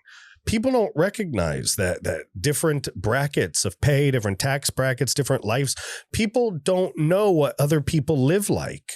It's just very different at many different levels. It just is. And it's hard to wrap your head around. And I've said this before on many podcasts, on many episodes, and I'll always probably say it until people understand. All right. I'm going to say two things, actually. One thing that I'll always say is that the problem that we're having communicating with the left right now is because whoever's behind all this socialist crap has changed the definition of words. It's a language difference. The ideologies have changed the definition. So the leftists are going by a different vocabulary. It's a communication problem. All right. We're speaking two different languages and scratching our head, looking at each other funny, plain and simple. That's one thing that I'll always say. The other thing that I'll always say, well, crap. I forgot what I was talking about. You know, when you rant and rave like I do, sometimes you go down a little bit of a rabbit hole, especially when you're not scripted like me. And, you know, the idea poops out of your ear. Unfortunately, your brain goes, screw it. You didn't catch the mark. Tough luck. Better luck next time. So, you know, instead of just sitting here awkwardly talking about that over and over and over again, or stuttering and going, we're just going to go right into the article. Just do a hard cut right into it. Are you ready? Watch this. SoulCycle instructor who cut COVID vaccine line has God complex. Former staffer says it's completely in line with Stacey's character. A former staffer said that, you know, listen, this is a place called SoulCycle. All right. You know what this staffer sounds like. She sounds like this. It's completely in line with Stacey's character. It's in line with her character. If they have more of this former staffer or anybody that works at SoulCycle, that is exactly how I'm doing the accent for the rest of this article. So I'm forewarning you right now. All right. I hope you find it funny. I hope you at least find it humorous. And if you don't care. My show. Mara Siegler. All right. Another Fox article. Ooh. Put Newsmax with them, by the way. Did you see what they did to freaking the MyPillow guy? Did you see that? On Newsmax? What schmucks, man. What schmucks. SoulCycle instructor who cut COVID vaccine line has God complex, right? It's completely in line with Stacey's character, Stacey Griffith, the celebrity SoulCycle instructor who cut the line for a COVID vaccine by claiming she was an educator, may have apologized for her actions. But a former staffer tells us her behavior isn't surprising, and I'm smiling because I'm so excited to get to do this accent. It's completely in line with Stacey's character. She operates entirely like from a narcissistic standpoint, and she has like a huge God complex. Yeah. Sorry, I have to. Yeah, bitch. On Friday, Griffith, whose devotees include Madonna and Kelly Ripa, she's still alive. I haven't heard of Kelly Ripa in 3,000 years, posted on Instagram about getting vaccinated at a Staten Island high school and told the Daily Beast she qualified since she's a wellness educator. So school teachers are eligible in New York to cut the line. Yeah, you know, that's because all the old people are dead. Thanks, Cuomo. In my profession of health and wellness as a teacher, it's my priority daily to keep my community and their respiratory system. Oh, my God. Oh, my geez. Hold on. Let me go up for a second. That is not her accent. Maybe it is. I don't know what she sounds like. Holy. For those listening... For those listening to the podcast, I scrolled down, all right? And if you want to see what's going on, go to Odyssey, go to Rumble, go to YouTube while we're still there. Look up the American Reveille. There's links down below. See what I'm talking about here. We scrolled down. I'm going to do that right now. I want you to think like Drew Carey with a mohawk. Or, all right, you remember There's Something About Mary where she puts the... stuff from her ear in her hair. Think that, except the woman looks like, you know, that Everyone Hates Adam show? Let me see. He's like a super left-wing dingbat himself. All these people are. Everyone Hates Adam. I'm going to show you at least what this guy looks like. Maybe that's his name. Maybe I screwed it up. Is it even Adam? Isn't it? Is it? Maybe it's something else. Hold on. Everybody hates Chris. No, maybe it's not even Everybody Hates. What is that damn show called? With that freaking dude that debunks stuff. Oh my God. What is his name? Everybody. You know who I'm talking about? He's like a Drew Carey guy and Ruins. There we go. I'm thinking everybody, I don't even know what I'm thinking. Adam ruins everything. That's what he looks like, or that's what you see this guy. Look at this guy. Adam. All right. Adam ruins everything. Look at this guy. Now we're going back. All right. Which one? Boom. Look at that. Boom. Look at that. By day, a soul cycle instructor. By night, transforming into super Adam ruins everything person. This is the same human. Look at this. Okay. All right. The left's going to screw me for that. But I don't. Come on. Look at her. Anyway, that's literally like if they take me to court one day, like to the re-education gulag, and they're like, get down and apologize. Explain your reasoning for non-equity statements. And I'll just be like, just look at her. Just look at her. Like there's nothing else you can say. That is... All right, this person, this soul cycle instructor, Stacey Griffith, is this Adam ruins everything guy. I'm going to do it one more time. Look, boom, boom, boom. All right, shave the beard, bleach the hair a little bit. I bet that guy has the same little star tattoo. Anyway. All right. Anyway, we're going to move on. I'm going to just do her accent like this. In my profession of health and wellness as a teacher, it's my priority daily to keep, and I want you to look into her eyes while I'm doing this accent because it makes it really funny. In my profession of health and wellness as a teacher, it's my priority daily to keep my community and their respiratory systems operating. I'm sorry. Oh my gosh. It's so hard. It's so hard to do. Respiratory systems operating at full capacity so they can beat this virus if they're infected by it. She says that I can only teach them if I'm happy myself. All right. Sorry, healthy myself.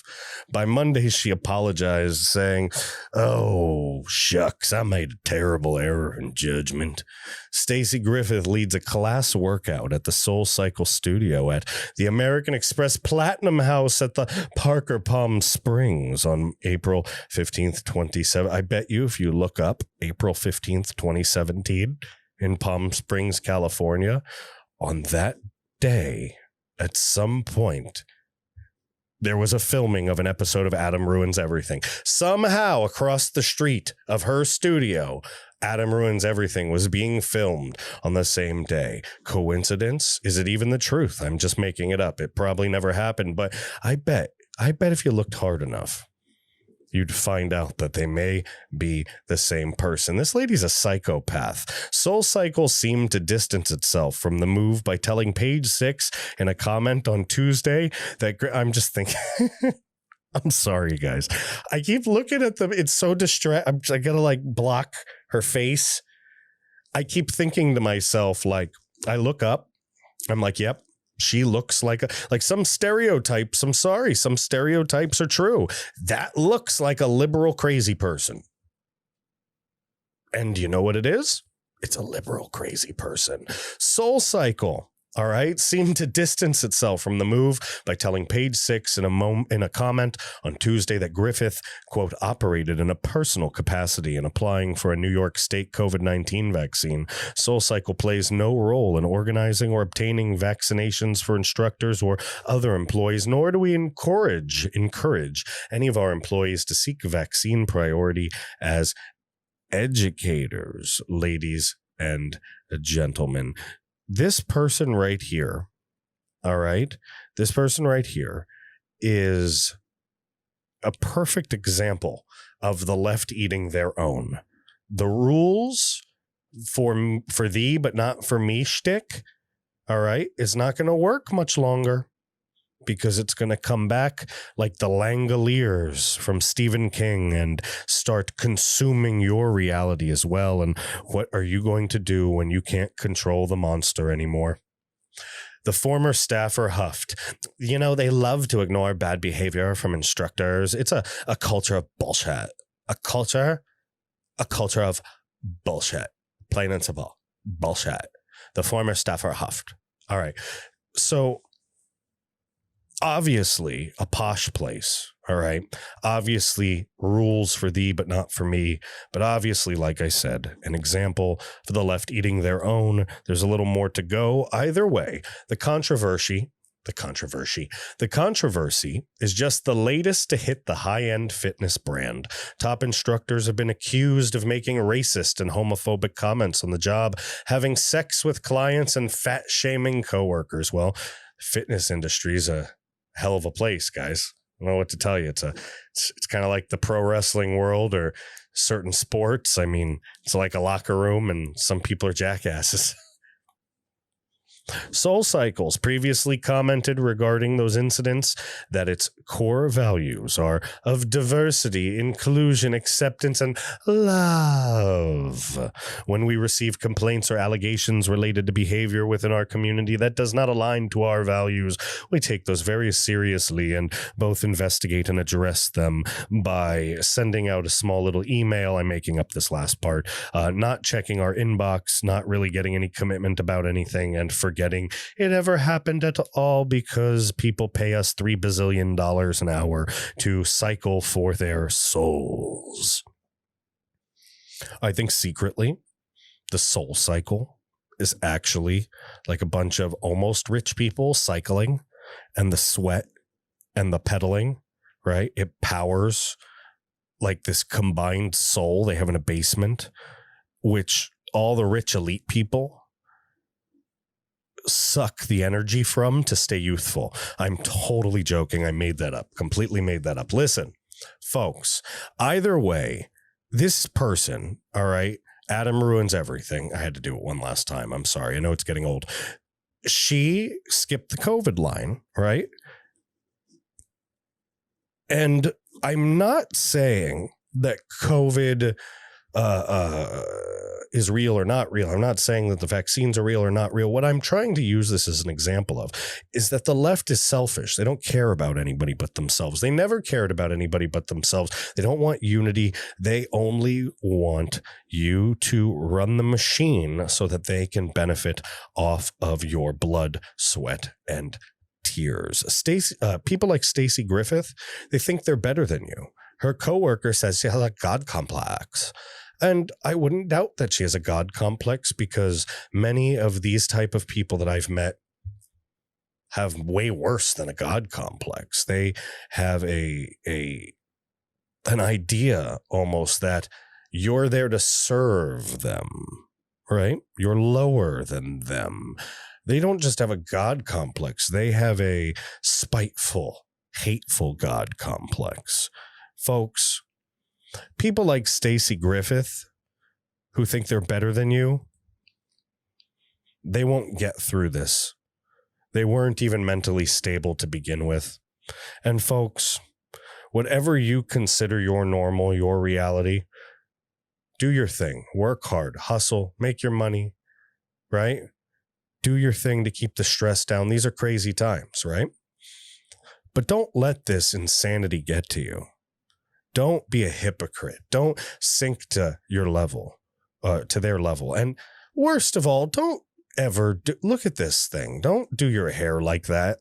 It's like a puffy mohawk thing in the front. It's like that kid from Stranger Things, that teenager. I don't even know how to think. Ellen DeGeneres with like a weird brohawk, right? And these like little fashionable just don't ever, please don't. Just don't ever look like her. Like she just, oh my God. And if you're a guy, you could do that too. Like I said, she's Adam ruins everything. Don't ever look like him. I don't know what that is. You know what that tells me? Adam ruins everything guy tells me that people like him, people like Soul Cycle Lady, the left, these folks think they know better than you, think they know better than me, think that they can rule the world, think that they are the ones who understand the secrets of the universe, and that you should be the slaves at their feet with the knees of these lefties on the back of your necks. Plain and simple. They would love nothing more than domination of ideology, plain and simple, no matter how they have to get it. Why do you think they're talking about burning books? Why do you think they're talking about re-education camps? Why do you think they're talking about all these unheard of constitutional breaches of contract when they take our rights away? Folks, they don't mean to unite. They mean to rule. Plain and simple, ladies and gentlemen. So speak up in your local communities. Do everything you can to pressure your legislators to fix these election laws, to fix your states. And if they don't want to hear it, primary them the hell out. And I am sick and tired of looking at this thing's face, ladies and gentlemen. Look, all right? Head to the website, www.americanreveille.com. Do me this favor, all right? Hit it up. Hit it up, hit it up, hit it up. If you loved this podcast, if you like what we're doing and you feel like supporting us, hit the support us tab. We take Bitcoin. You can go on PayPal. We take any amount of donation. We appreciate it greatly. Guys, it really helps. It goes a huge way while we're fighting off this censorship. We have some new articles tracing the real pandemic. It's fantastic. And also, Andrew Penn put out Joe Biden's America Last Agenda, a great one as well. I have another article coming out tonight too. Folks, sign up for the mailing list. Please, please, please. You don't want to lose touch with what we are doing across this country.